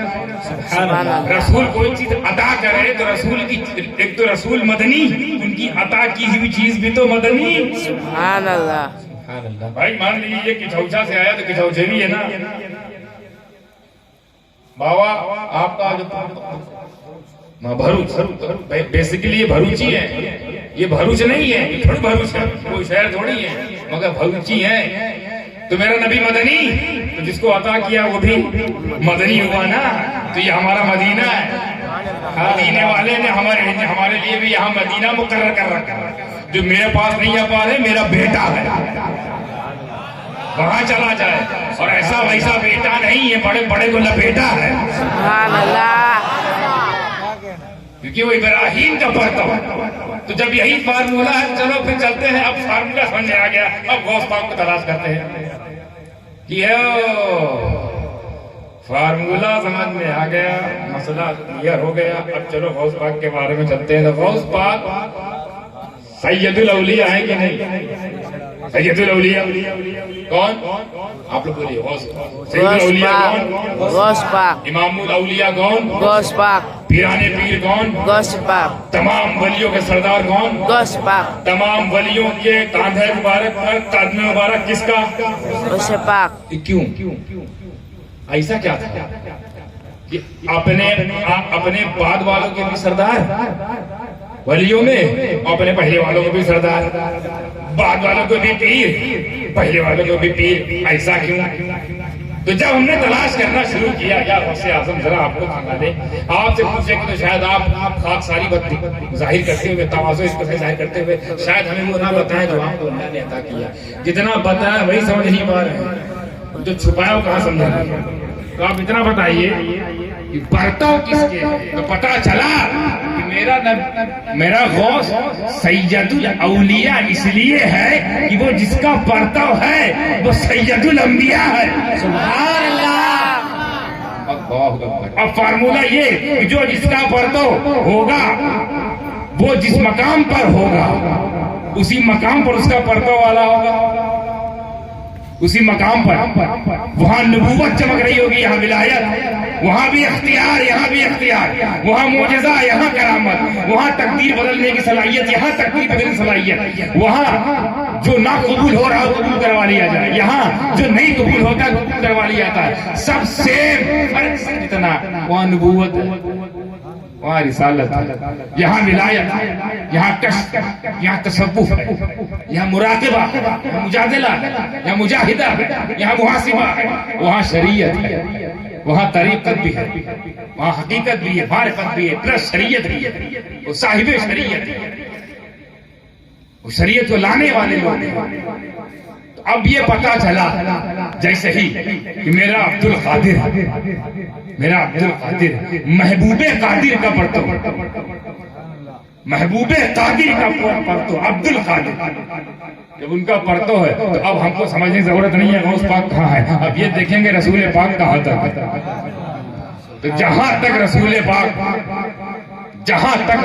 پاک کی رسالت، ان کے پرتوں کی وہاں تک ولایت. جہاں تک میرے رسول پاک کا اختیار، انہی کے کرم سے، ان کے صدقے طفیل میں وہاں تک غوث اعظم کا اختیار.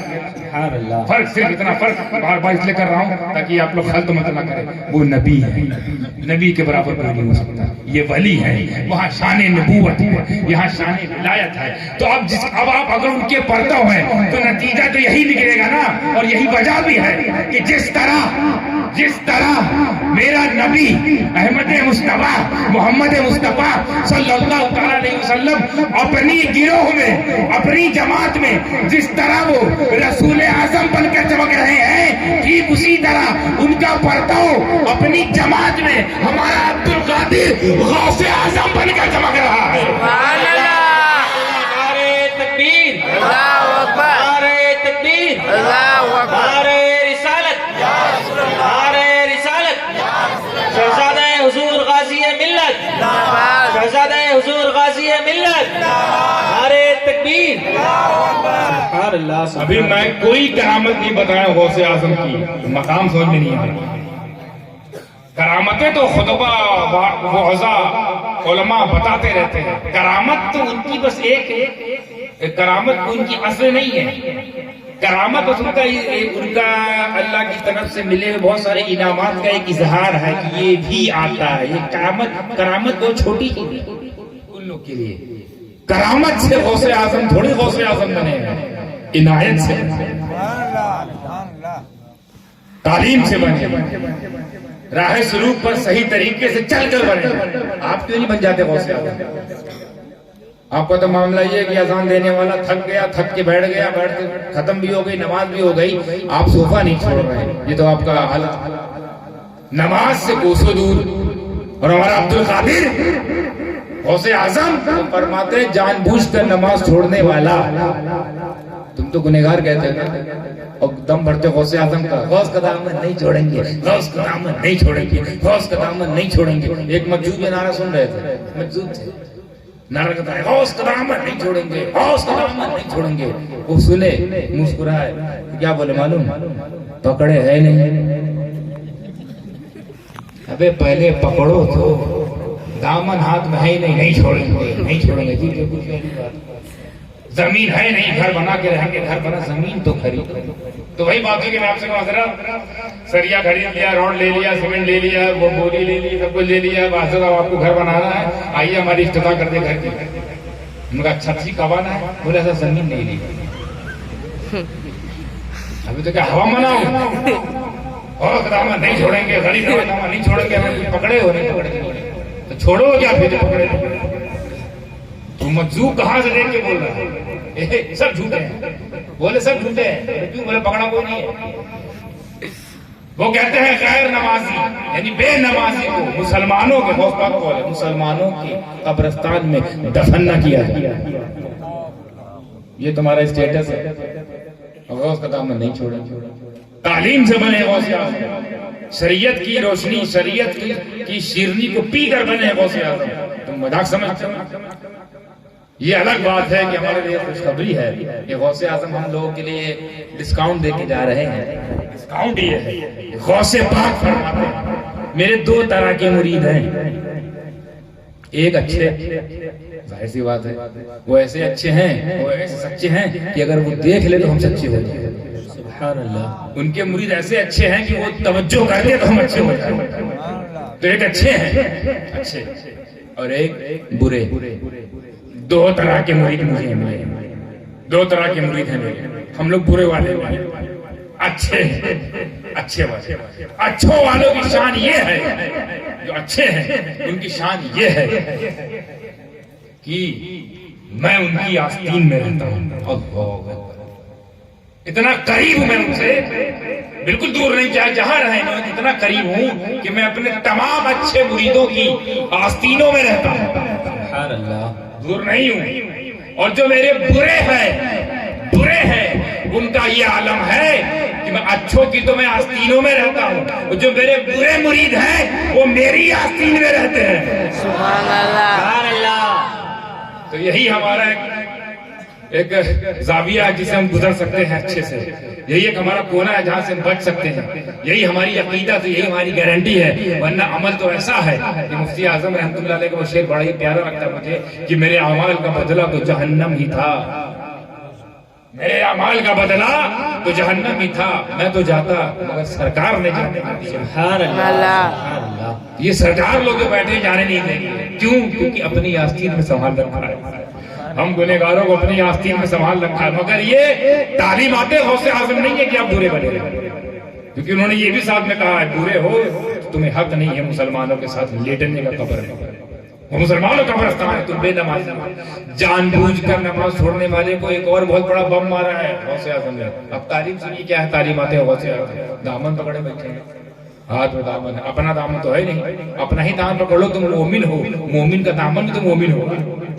خود بھی تو اپنا دامن نہیں پکڑ، کیونکہ خود بھی مومن نہیں بنے بیٹھے ہو، خود بھی تو ایمان تمہارا اتنا مضبوط نہیں، کامل نہیں ہے، تو جو صاحب ایمان ہے ان کا اگر پکڑنا، جو ان کا قول فعل ان کو چلنا پڑے گا۔ فرماتے ہیں جان بوجھ کر عادت بنا لینے والا نماز چھوڑنے کا وہ کافر ہے، اللہ۔ آپ گنہگار سمجھتے ہو، تمہارا غوث کہتا ہے تم کافر ہو اگر نماز چھوڑنے کی عادت ہے، جان بوجھ کر قصداً چھوڑیا، غفلتاً چھوڑیا دہرا لیا جائے گا، سہواً چھوڑیا وہ مسئلہ نہیں، لیکن قصداً چھوڑنا، قصداً چھوڑنے مسئلہ ہے، جان بوجھ کر چھوڑنا عادت بنا لینا غوث اعظم کو ناراض کرنے کے برابر ہے کہ نہیں؟ تو غوث اعظم کو ناراض کر کے جنت جاؤ گے؟ غوث اعظم کو ناراض بھی کرو، غوث اعظم اپنا دامن بھی دیں گے۔ تو مجذوب سے ہی نہیں کہہ رہا تھا کہ سب جھوٹے ہیں، غوث اعظم کا دامن پکڑے نہیں ہے، غوث کا دامن چھوڑیں گے نہیں، چھوڑنے کے لیے پکڑنا ضروری ہے صاحب، پکڑ ہے ہی نہیں، چھوڑنے کا بڑا بھیانک دعویٰ کر رہا ہے۔ تو غوث اعظم کی تعلیمات یہ ہیں، ان کو کرامتوں سے نہ سمجھو، پڑھو غوث پاک، ان کا بچپن کیسا ہے، تم غوث اعظم کا انجام اینڈ دیکھ رہے ہو، شروعات کیوں نہیں دیکھتے کہ سامنے چور ہے، ڈکیت ہے، لٹ جانے کا خطرہ ہے، مگر ہمارے عبدالقادر اتنے سچے کہ نہ گردن جانے کا ڈر، نہ سلی ہوئی ماں کے ذریعے سلی ہوئی 40 اشرفیوں کے چھپانے کھو جانے کا ڈر، تمہارے پاس بھی کچھ ہے، کہتے ہیں ہمارے، آپ کرامت سن کے آگے بڑھ گئے کہ غوث پاک کرامت دیکھیے، انہوں نے سب کو توبہ کروا دیا، سب ایمان لے آئے، ٹھیک ہے، تو یہ تو آپ کا بچپن کی کرامت ہے، پر آپ نے کردار نہیں دیکھا، کریکٹر نہیں دیکھا کہ اس کی چھوٹی عمر میں بھی جان بچانے کے جھوٹ بول سکتے تھے، مال بچانے کے جھوٹ بول سکتے تھے، یا کچھ نہیں بولتے چپ رہ جاتے، مگر کیا سچ کا ایسا ان کے اوپر رنگ چڑھا تو اس کے سامنے بھی سچ بولے. اور سچ کی کوالٹی یہ ہے کہ سچ کے رنگ میں جو رنگ جاتا ہے پھر وہ سچ دوسروں کو آپ کے رنگ میں رکھتا ہے. یہ وہی رنگ تھا جو اس کے دل میں گھر کر گیا, توبہ کر لیا کہ بچہ جھوٹ بول سکتا تھا, چپ رہ سکتا تھا. بتا, ہم لوگوں نے جانے بھی دیا, تلاشی بھی ہوئی تھی, کچھ نہیں نکلا, پھر بھی جاتے جاتے پوچھ لیا تیرے پاس کچھ, بولا ہاں میرے پاس ہے. کیوں نہیں؟ 40 درہم, 40 شفیاں کہیں اور لے جانا چاہتا, بات کہیں اور. غوث اعظم آج انہیں پر بات ہوگا. ان کے صدقے تو پہلے میں جس کی اس کی بات ہوگی وہ ان کا صدقہ ہے کہ خالی نماز بھی یاد آ گیا ہے, نجم الدین کبریٰ بھی ذکر میں آ گئے, اللہ اس کے رسول کا بھی ذکر ہو رہا ہے. مگر محفل سجائی ہے غوث اعظم نے, تو یہ کیسے ہو سکتا ہے کہ غوث پاک کی محفل ہو اور بڑوں اور چھوٹوں کا ذکر نہ ہو. جو غوث اعظم پر فدا ہے یا تو ان کا ذکر بھی ہوگا, جن پر غوث اعظم فدا ہے ان کا بھی ذکر ہوگا. یہ ہے غوث پاک. کرامت ہو بیان سکتا ہے. ایک تو ایسی مشہور کرامت ہے صاحب, چلیے ایک کرامت بیان کر کے میں آگے بڑھتا ہوں. اختیار دیکھیے, کرامت مت دیکھیے, اختیار ہے غوث اعظم نے. کرامت غوث اعظم بہت ہے, اختیار دیکھیے, اختیار, کنٹرول, اقتدار, پاور اللہ کی طرف جو کو ملا. ایک شخص تھا غالباً اپنے کسی دوسرے پیر کا وہ مرید تھا. پیر صاحب کا نام میرے ذہن میں تھا مگر میں نکل گیا, معافی چاہتا ہوں. خرقانی نام اس کا تھا رحمت اللہ علیہ. وہ شخص تاجر اپنے پیر کے پاس گئے. جیسے آپ لوگ جاتے ہو, جب کوئی نیا کام شروع کرنے جاتے ہو تو پیر کے پاس جاتے ہو, مشورہ لینے, رائے لینے جاتے ہو نا. وہی پہنچا دعا لینے کہ یا میرے پیر و مرشد بہت بڑا کارواں لے کے میں جا رہا ہوں فلاں ملک میں, فلاں شہر میں, فلاں بازار میں, دعا کیجئے خیر و برکت سے پہنچ جاؤں, خیریت سے پہنچ جاؤں, اور جس مقصد سے جا رہا ہوں اس میں کامیابی ملے. آپ نے اپنے مرید کی بات سنی تو آپ کو فرمایا, مجاہدہ فرمایا, پھر آنکھ کھولی, کہا تمہارے لیے بہتر نہیں ہے, تم وہاں جاؤ گے ڈاکو تمہیں لوٹ لیں گے راستے میں, اور سے لوٹیں گے نہیں, تمہیں مار بھی دیں گے, تمہاری جان بھی چلی جائے گی. اب وہ ٹینشن میں آ گیا کہ یہ کام بھی ضروری ہے, یہی میرا کام ہے, اسی سے روزی روٹی ہے, اسی سے چولہا جلتا ہے, اسی سے بچے پلتے ہیں, اسی سے بیوی کی عزت و آبرو بچی ہوئی ہے. اور یہ کہہ رہے ہیں کہ ہم یہ لے کر جائیں گے, یہ دھندے پہ جائیں گے, اس کارواں کے ساتھ جائیں گے تو ہم لوٹے بھی لیے جائیں گے. چلو یہاں تک تو بات ٹھیک ہے, لوٹ لیے گئے, جان ہے تو پھر کچھ کر لیں گے, مگر جان بھی جائے گی. بہت پریشان ہو گئے, جانا ضروری ہے, بولے جانا مت, یہ حادثہ ہو جائے, تمہاری تقدیر میں یہ لکھا ہوا ہے, اٹل تقدیر میں لکھا ہوا ہے کہ تم لٹ جاؤ گے. میرے اختیار میں نہیں رہا کہ میں کچھ کر سکوں, اس میں چلا گیا. پھر اس کو کسی نے مشورہ دیا, اپنے گھر میں اس نے بات کی, مشورہ ملا, عبد القادر کے وہاں چلے جاؤ, عبد القادر کے وہاں چلے جاؤ, یہی معروضہ پیش کرو, دیکھو کیا ہوتا ہے. آپ نے غوث پاک کی بارگاہ میں جانا مناسب سمجھا, پہنچے, غوث پاک نے پوری اداس سنائی کہ حضرت میں یہ کرنے جا رہا ہوں, میں یہ کرنے جا رہا ہوں, اور بتایا یہ نہیں جو استخارے میں تھا, یہ چھپا لیا, اس نے چھپا لیا کہ یہ بات بتا دوں گا تو وہ مہر لگ جائے گی. تو وہ نہیں بتایا جو پیر صاحب بتایا, بس یہ بتایا پوری اداس کی میں کارواں لے کے جانا چاہ رہا ہوں فلاں شہر میں, آپ دعا کیجئے کہ میں چلا جاؤں. غوث پاک نے کہا ہاں ٹھیک ہے, میں دعا کرتا ہوں, تم جاؤ خیر و برکت سے جاؤ اور انشاءاللہ کامیاب ہو جاؤ. اور اندر بات چھپائے رکھے کہ ہم کو ہمارے پیر نے کہا کہ ٹوٹ جاؤ گے, مر جاؤ گے, کاٹ دیے جاؤ گے, اب ہم کیا کریں. یہ نہیں بتایا, سیدھے اجازت دی کہ یہ بول دے, بس یہ بول دے. یعنی گویا ان کو بھی عقیدہ تھا کہ عبد القادر بولے گا بات دوسری ہوگی, حالانکہ مرید کسی اور کے تھے, لیکن جب دربار غوثیت میں آئے تو پوری یقین کے ساتھ آئے, اس یقین کے ساتھ کہ یہ کچھ بھی کر سکتے, ان کو اختیار ہے, ان کو اقتدار ہے. ہوا کیا معلوم, وہ گئے, کارواں لے کر گئے, بیچ میں ٹھہرے تھوڑا آرام کی نسبت کہ یہ ٹھہرے مناسبت سے, اس کے بعد آپ سو گئے. مرید صاحب سو گئے, اور جب سو گئے تو خواب دیکھا. کیا خواب دیکھا, ڈاکو آئے, میرا پورا قافلہ لوٹ لیا. میں ابھی وہاں چپ چاپ کھڑا دیکھ رہا ہوں, پھر ڈاکو میری طرف متوجہ ہوئے اور مجھے بھی جان سے مار دیا, میری گردن الگ کر دی. جیسے ہی میری گردن الگ ہوئی, وہ خود بتا رہے ہیں, گھبراہٹ سے چونکہ سو رہا تھا, اٹھ کے بیٹھ گیا. اور جب اٹھ کے بیٹھا دیکھا زندہ ہوں، مال بھی دیکھا سلامت ہے، پر خواب تو میں نے دیکھا، اور خواب وہی دیکھا جو میرے پیر نے بتایا تھا کہ تم ڈاکو آئیں گے، مال لوٹیں گے، تمہیں مار دیں گے۔ ڈاکو تو آئے، مال بھی لوٹا، مجھے مارا مگر مال بھی بچا، میں بھی بچا۔ یہ ہوا کیسے؟ خیر وہ اپنا پورا کارواں لے کر، قافلہ لے کر گئے، جس کام سے گئے، جو بیچا تھا بیچے، جو بچا لوٹے، سیدھے اپنے مرشد کے وہاں، اپنے مرشد کے وہاں گئے۔ بولے پیر صاحب بڑا عجیب معاملہ ہوا۔ اچھا مرشد دیکھ کے دنگ آئے، زندہ ہے، ہم تو دیکھ کے دل مر جائے گا، لٹ جائے گا، اور پورا مال بیچ باچ کے صحیح سلامت آ رہا ہے۔ کیسے ہوا بھائی؟ یہ کمال کیسے ہوا؟ یہ تم زندگی سے تم کو مصرف کس نے کر دیا؟ مزجنات کہاں سے مل گئے؟ یہ کمال تم کو کیسے ملا؟ تو کہا کچھ نہیں حضرت، بس میں اپنا معروضہ عبد القادر کی بارگاہ میں گیا، وہاں میں نے کہا کہ میں جا رہا ہوں، آپ دعا کر دیجئے۔ آپ نے دعا کر دی، آپ کی دعا کی برکت سے میں سلامت آ گیا۔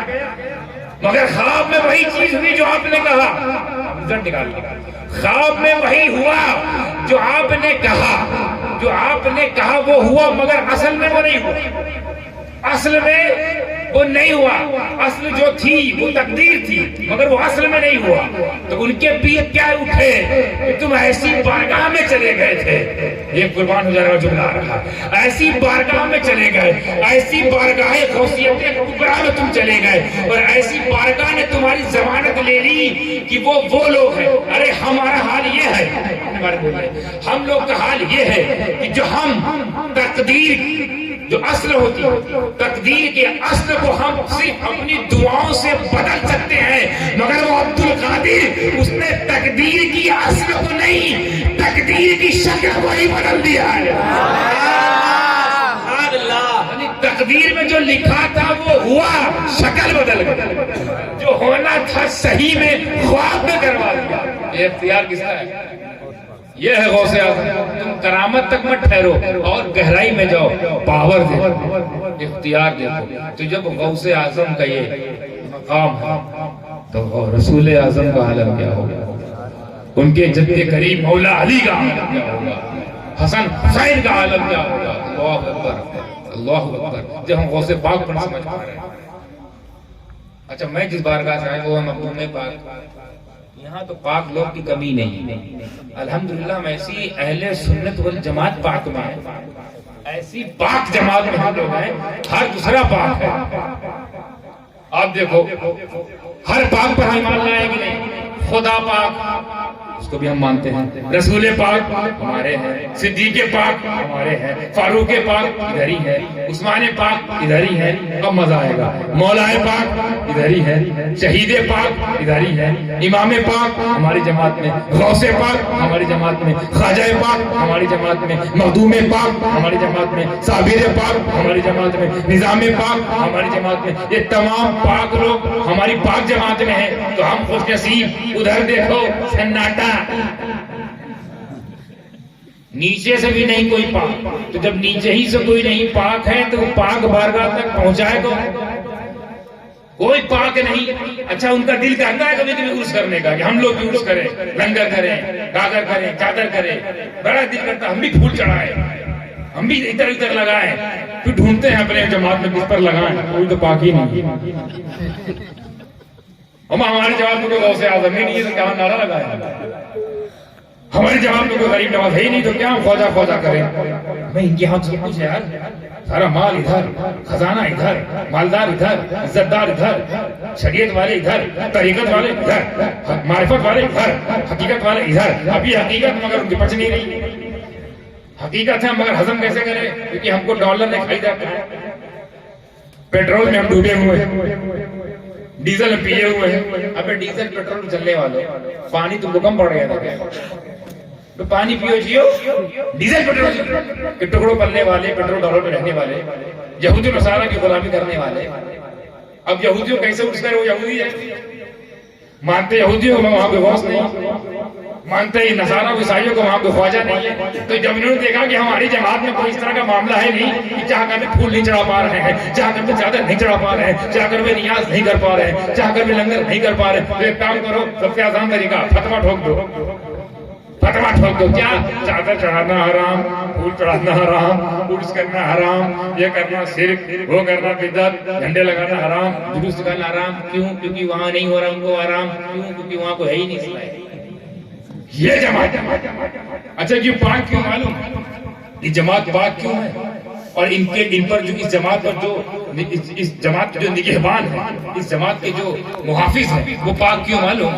اس حدیث سے میں نے استدلال لیا. حضرت حدیث سنیے اور نتیجہ سنیے. اللہ جبریل امین کو بلاتا ہے، یعنی ابھی کچھ کوئی عمل ہوا نہیں ہے، سیدھے بلایا، اے جبریل ادھر آؤ. یا اللہ حکم، کیا حکم؟ جبریل وہ فلاں محلے میں فلاں شخص ہے، وہ فلاں شخص ہے، میں محبت کرتا ہوں، تم بھی اس سے. یہ حدیث ہے. میں ابھی اس بندے کو پتہ ہی نہیں ہے کہ ہمارے ساتھ کیا معاملہ ہوا، ڈیلنگ ہوئی. ابھی اس کو پتہ ہی نہیں ہے کہ میرا کیا ہوگا، کیا ہے میرا، کیا مقدر ہے، کیا فیوچر ہے، کیا میرا مقام، وہ پتہ ہی نہیں ہے. اللہ نے پہلے ہی چنا ہے، چن لیا.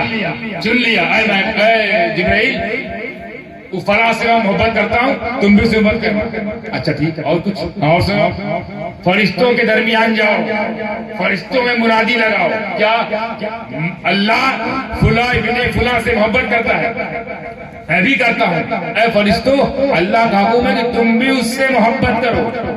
اچھا ٹھیک ہے، فرشتے تو حکم ماننے والے کریں گے. اب کیا کریں؟ جبرائیل سنو، نیچے جاؤ، نیچے جاؤ، نیچے جاؤ، اور جس فلاں ابن فلاں سے میں محبت کرتا ہوں، اس کی محبت پاک دل والوں کے دلوں میں ڈال دو. اس کی محبت پاک دل والوں کے دل میں ڈال دو. تو یہاں سے نتیجہ نکلا کہ یہ چاہے غوث پاک ہو، چاہے خواجہ پاک ہو، چاہے محبوب پاک ہو، ان سے وہی محبت کرے گا جو خود پاک ہوں گے. اور اگر وہ یہ سب جاننے کے باوجود بھی ولیوں کو نہ مانے، انکار کرتے رہے، غوث اعظم گستاخی کرتے رہے، گھڑی نواز کی شان گھٹاتے رہے، جھگڑا نہ کرنا، سمجھ جانا ناپاک ہے. یہ مقدر پاک دل والوں کا ہے. ہم پاک، ہمارے مرشد پاک، ہمارا غوث و خواجہ محبوب نظام صابر پاک، ہمارا علی پاک، ہمارا رسول پاک، بلا شبہ ہمارا خدا بھی پاک. ان پاکوں کے ساتھ کے دوپہر میں ہمارے دل کو بھی اللہ نے کہا ہے محبت کرنے والوں، اے ولیوں سے محبت کرنے والوں، خوش نصیب ہو کہ جبرائیل نے تمہیں پاک دل والا سمجھا. تو غریب نواز سے وہی محبت کرے گا جس کا دل پاک ہوگا، غوث اعظم سے وہی محبت کرے گا جس کا دل، شیخ الاسلام سے وہی محبت کرے گا جس کا دل، اور جو نہ کرے سمجھ جانا جھگڑا نہیں، پاکی نہیں ہے. جبریل نے اس لائق ہی نہیں سمجھا، پاک نہیں ہے، ادھر معاملہ پاکوں والا ہے. بات بہت میں کہہ سکتا ہوں، رات بول سکتا ہوں، فارمولہ پر، ریکوائرمنٹس پر، اختیارات پر، کرامات پر، تعلیمات پر، مگر کم پڑ جائے گی اسی کا ارادہ ہے کہ میں سب کو سمیٹ سکوں. موٹا اتنا سمجھ لیجئے، کسی سے پنگا لے لینا، کسی سے. میرے والد صاحب ان سے کہا کرتے تھے، اور ان سے ان کے روحانی مرشد حضرت ٹوپی والے بابا رحمۃ اللہ علیہ فرماتے تھے، ٹوپی والے بابا بمبئی والے، کہ مولانا کسی سے بھی پنگا لے لینا لیکن اللہ کے ولیوں سے پنگا نہ لینا. بس آپ سے ہی ہے، کچھ بھی ہو جائے ولیوں سے پنگا نہیں لینا، ان کا دامن ہاتھ سے چھوٹے نہ. دامن سے مراد صرف فقط محبت نہیں ہے، دامن سے مراد ان کی تعلیمات ہے. ان کی تعلیمات کو اپنے اندر اتارو. نماز سے بے رغبتی مت رکھو، نماز پڑھو کیونکہ تمہارے غوث کو پسند ہے، نماز پڑھو کیونکہ غوث اعظم کے رسول کو پسند ہے، نماز پڑھو کیونکہ ان کے دادا مولا علی کو بھی نماز پسند ہے. نماز پڑھنا، نماز پڑھو. سچ بولو کیونکہ غوث اعظم نے بچپن میں سچ بولا، ایسا سچ بولا، ایسا سچ بولا کہ سب سے بڑے سچوں کے بھی سردار ہو گئے. سب سے سچی جماعت جو آج بھی صبح قیامت تک رہے گی اس کے بھی سردار. ایسے سچے بنو کہ اس کے رزلٹ سچے. جھوٹ بول کر تھوڑی دیر میں تم بچ سکتے ہو، تب تک بچو گے. جھوٹ کے پیر نہیں ہوتے، ہمارے وہاں میں کہا جاتا ہے جھوٹ کے پیر نہیں ہوتے کہ جو چل سکے، دوڑ سکے، کہیں پہ آ کے ٹھہر جاتا ہے. وقتاً تو بچ گئے لیکن حساب دیتے ٹائم پہ نہیں بچو گے. اور یہاں بھی تمہارا خلاصہ، جھوٹ کھلے گا، جھوٹ کھلے گا. جھوٹ سے دور رہو. ہماری بہن بیٹیاں جو ہیں اور ہمارے بھائی آپ کے بھائی بزرگ بھی مرد بھی ایسے ہو گئے ان کے اندر خصلت آ گئی غیبت چغلی. یہ پہلے عورتوں میں پائی جاتی تھی تو ماشاءاللہ مردوں میں بڑی کوٹ کوٹ کے بھری ہوئی ہے. اور مرد اگر چغلی غیبت کی ایسا لگتا ہے کھانے نہیں پچ رہا ہے. کیا یہ تعلیمات اولیاء کرام ہیں؟ کیا اس سے غوث خواجہ راضی ہوں؟ کیا یہ لے کر جب بارگاہ میں جاؤ گے تم کو بہت نوازیں گے؟ تو اگر یہ سب لے کے بارگاہ جا بھی رہے ہو تو مانگو مت, رو یہ ہمیں پاک کرتے ہیں, رو یہ ہمیں صاف کرتے ہیں, رو یہ ہمیں اپنا لے, رو یہ ہمیں قبول کر لے. کیونکہ پیش کرنے کا منہ نہیں ہے, تو پیش کرنے کے جب منہ نہیں ہے تو اپنا وجود پیش کرتی ہے سرکار. آپ کے سامنے آ کے جیسا چاہیے بنا دیجیے, اپنے رنگ میں رنگ دے, روئیے وہاں ان کو وہ حوالہ بنا کر وسیلہ بنا کر اپنے گناہوں کو پیش کر کے رب سے معافی مانگی. اسی لائق رہ گئے, ورنہ یہ مسلمان کی شان نہیں ہے کسی ولی کی بارگاہ میں جائے اور خالی آئے. اس کا مطلب ہم میں کچھ کمی ہے. ولیوں کے وہاں جا کر خالی آنا, اللہ سے دعا مانگو قبول نہ ہونا, یہ تو کفر ہو جائے گا. کہ اللہ معاذ اللہ سنتا نہیں ہے تو کفر ہو جائے گا. اللہ سنتا نہیں, اللہ بہرا ہے کیا؟ اللہ سنتا ہے, تمہیں سنانا کا حق نہیں ہے, ورنہ تم سنا پا رہے ہو, ورنہ تم سناتے ہی ہو. جتنا غم تم اپنے دوستوں بھائیوں کو بانٹتے ہو اس کا آدھا بھی اللہ کو نہیں بتاؤ. دوستوں سے ہم کو آگے بتاؤ گے. اللہ کیوں ہے؟ یہی دور کرنے تو ہے. ہم بھی تو اپنی ساری آپ کے تمام مسائل اللہ کے سامنے پیش کرتے ہیں. تو ہم کو پیش کیے, ہم نے اللہ پیش کیا. جب اللہ ہی کرنا ہے تو کیا تم بیٹھے بیٹھے گھر سے لو لگا کر اللہ سے لو نہیں لگا سکتے؟ بات نہیں کر سکتے. تعلیمات اولیاء پڑھو, تعلیمات پہ عمل کرو. صرف ولایت ہی نہیں کمال ہے ان کا, تعلیم کی کمال ہے. سب سے بڑی کرامت ولیوں کی ہے, سب سے بڑی کرامت. ان کے ساتھ آپ 1 سال رہ لیجیے, سب سے بڑی کرامت یہ ہوگی کہ پورے 1 سال میں بھی ان سے کوئی ایسا کام نہیں ہوگا جو شریعت کے خلاف ہو. سب سے بڑی کرامت یہ ہے. آپ تو 1 ہفتے تک تو بڑے اچھے, ابھی رمضان آئے گا, ایسے مسلمان یعنی واہ کبھی انہوں نے گناہ کیا ہی نہیں. 30 دن بڑا رنگ رہے گا اور 31ویں دن سارا گناہ شروع, اور ان کے ساتھ 30 سال رہ جائیے. مجال ہے پورا خلاف شریعت کوئی چیز دیکھے. کرامت دراصل نہیں ہے, ایک ہی رنگ میں رنگے. ربوبیت کیسا رنگ, نبوت کیسا رنگ, ولایت کیسا رنگ چڑھ گیا ہے تو دکھ ہی نہیں رہا. دکھانے والا بار بار دکھانے کی کوشش کر رہا ہے ابلیس, وہ دیکھ ہی نہیں رہے, دیکھنا چاہ ہی نہیں رہے, بلکہ انہیں دکھ ہی نہیں رہا. کیونکہ ایسے رنگ میں رنگ ہے, دوسرا رنگ دکھ ہی نہیں رہا, دوسرا رنگ اچھا لگ ہی نہیں رہا. دیش بدیش میں ڈھونڈ پھری ہوئی, ایسا رنگ نہیں پائے ہوتے جام الدین. یہ کس نے کہا ہے؟ انہی کے عاشق امیر حضور. تو صرف یا غوث نہیں کرنا ہے, یہ صرف نعرہ ہے اور یہ کھوکھلا نعرہ ہے. اگر غوث اعظم کی تعلیم, ان کے اقوال, ان کے قول, ان کے فعل پر آپ کی نظر نہیں تو بات سمجھ میں آ رہا ہم کیا کہنا چاہ رہے ہیں. غوث اعظم کبھی وہ حکم نہیں دیں گے جو شریعت کے خلاف ہے. تو غوث کرتے ہو, 11ویں مناتے ہو, تو 11ویں کے ساتھ ساتھ ہر سال ان کا کوئی 11 قول اپنی دنیا میں ڈال لو, زندگی میں ان کے 11 اعمال پڑھ لیجیے, اسی کو اپنی زندگی کا معمول بنا لیجیے. ہر سال 11 عمل یا 11 اس کا تعلیم ہے وہ لے لیں گے. کیا چاہتا ہے؟ مدرسہ جانا ہے اس کے لیے, کچھ نہیں کر رہا ہے. غوث پاک کو پڑھنا ہے, سننا ہے, یوٹیوب کو سن لیجیے, فیس بک سن لیجیے, اور پورے اچھے ان کے قول ہوں, فعل ہوں, عمل ہوں, تعلیمات ہو, واعظ ہو, نصیحت ہو, اس کو لے لیجیے. زیادہ دن نہیں گزریں گے, آپ خود کسی مقام پر انشاءاللہ فائز ہو جائیں گے. کیونکہ غوث سنت ادا کرے گا, اس پر غوث کی نظر ہے, اس پر غوث کی نظر ہوگی. تقریر میری ختم ہو گئی, میری عادت ہے تقریر کے بعد میں اصلاح کے لیے کچھ نہ کچھ ایسی بات بتاتا ہوں جو آپ کو کام آئے. تقریر سے نعرہ ملتا تھا, کچھ نہیں ملتا. اس کے علاوہ آپ کو بھی نعرہ ملے گا, آپ کو نعرہ میں لگا کے موقع ملے گا. تعلیمات سے نا اصلاح ہوتی ہے, اور اصلاح سے وجود میں پاکیزگی آتی ہے. میں چاہتا ہوں ایسے ہی نہ بنے سننے کے بعد اپنے آپ کو پہچانو. آپ مسلمان قوم, وہ قوم جس کو اللہ نے عزت دی ہے, اللہ نے اس کو حکومت کرنے کے لیے پیدا کیا گیا, اور جب تک مسلمان اسلام کی روشنی میں جیے ہیں, حکومت کیے ہیں. حکومت ہمارے لیے تھی, عزتیں اللہ نے ہم کو دی, شہرتیں ہمارے لیے, دولتیں ہمارے لیے, نعمتیں ہمارے لیے. کافروں کے لیے تو یہ جنت ہے, وہاں جہنم ہے. ہمارے لیے تمام نعمتیں ہیں, جنت ہمارے لیے, نہریں ہمارے لیے, ساتوں جنت, ساتوں طبقات ہمارے لیے, حوریں ہمارے لیے, غلمان ہمارے لیے. رسول پاک تک دیدار کا جو سب سے اوسر ہے, انوکھا اوسر, وہ ہمارے لیے ہے. رسول پاک شفاعت ہمارے لیے ہے, ان کی توجہ ہمارے لیے. اور ہم کیسے ہیں؟ ہم بالی ووڈ, ہالی ووڈ, ٹک ٹاک, ریل, کیا کیا آ گیا اب تو, انسٹاگرام, ہم تو خالی کلو گرام جانتے تھے. کلو گرام، ملی گرام، انسٹاگرام، کوئی وزن نہیں اس کا، مگر گرام ہمارا بڑھا ہوا ہے۔ وزن تو ہو، وزن تب تو گرام میں 100 گرام 200 گرام، انسٹاگرام کیا ہوتا ہے؟ مگر انسٹاگرام اگر آپ صحیح استعمال کریں گے تو ٹھیک ہے۔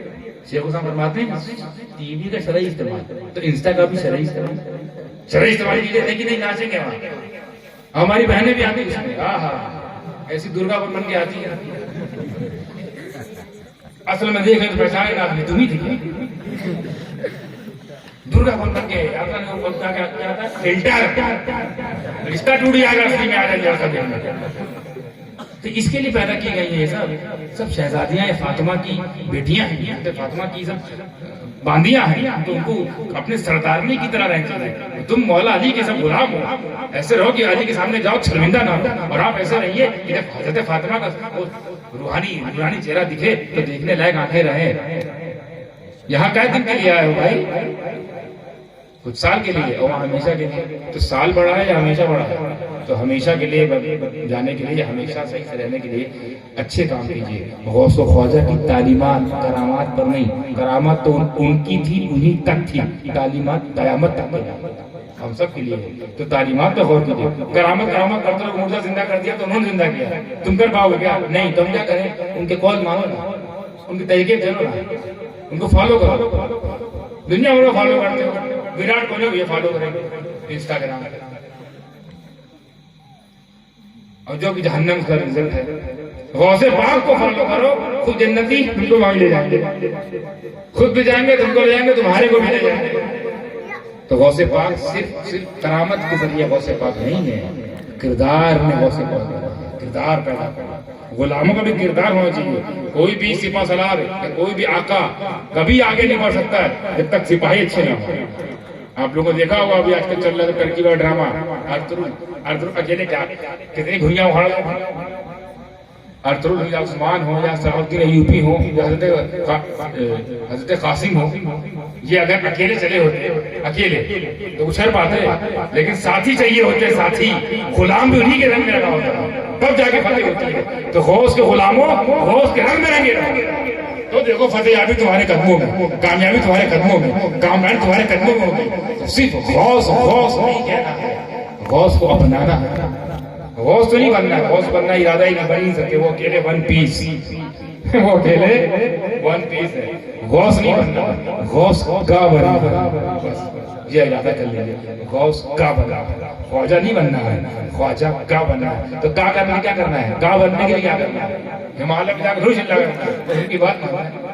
نماز کے ٹائم نماز، روزے کے ٹائم روزے، والدین کی خدمت، بڑوں کا ادب، چھوٹوں کی شفقت، پردہ، نامحرم عورتوں سے دور، نظر پاک رکھنا۔ ہماری بہن بیٹیاں بھی، ان کا بھی یہی پیغام ہے۔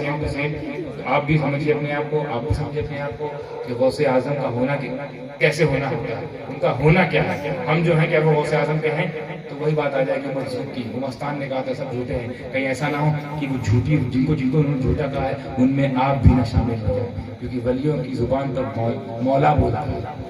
تو کہیں ایسا نہ ہو کہ میدان میں سے جب ہم اٹھے اور ہم کہیں یا اللہ ہم تو غوث والے تھے، تو کہیں اللہ ہی نہ کہتے کہ تم سب جھوٹے تھے۔ کچھ نہیں بچے گا پھر تمہارے پاس، کچھ نہیں بچے گا دینے کے پاس۔ آج زندہ ہو، آج مدد مانگ لو، آج ان کی پناہ میں جاؤ، کل نہ مانیں گے قیامت میں اگر جو مان گیا۔ وآخر دعوانا ان الحمدللہ رب العالمین۔ صلاۃ و سلام کے لیے آپ لوگ کھڑے ہو جائیں، وقت بہت ہو گیا، بیٹھے بھی ہو گئی۔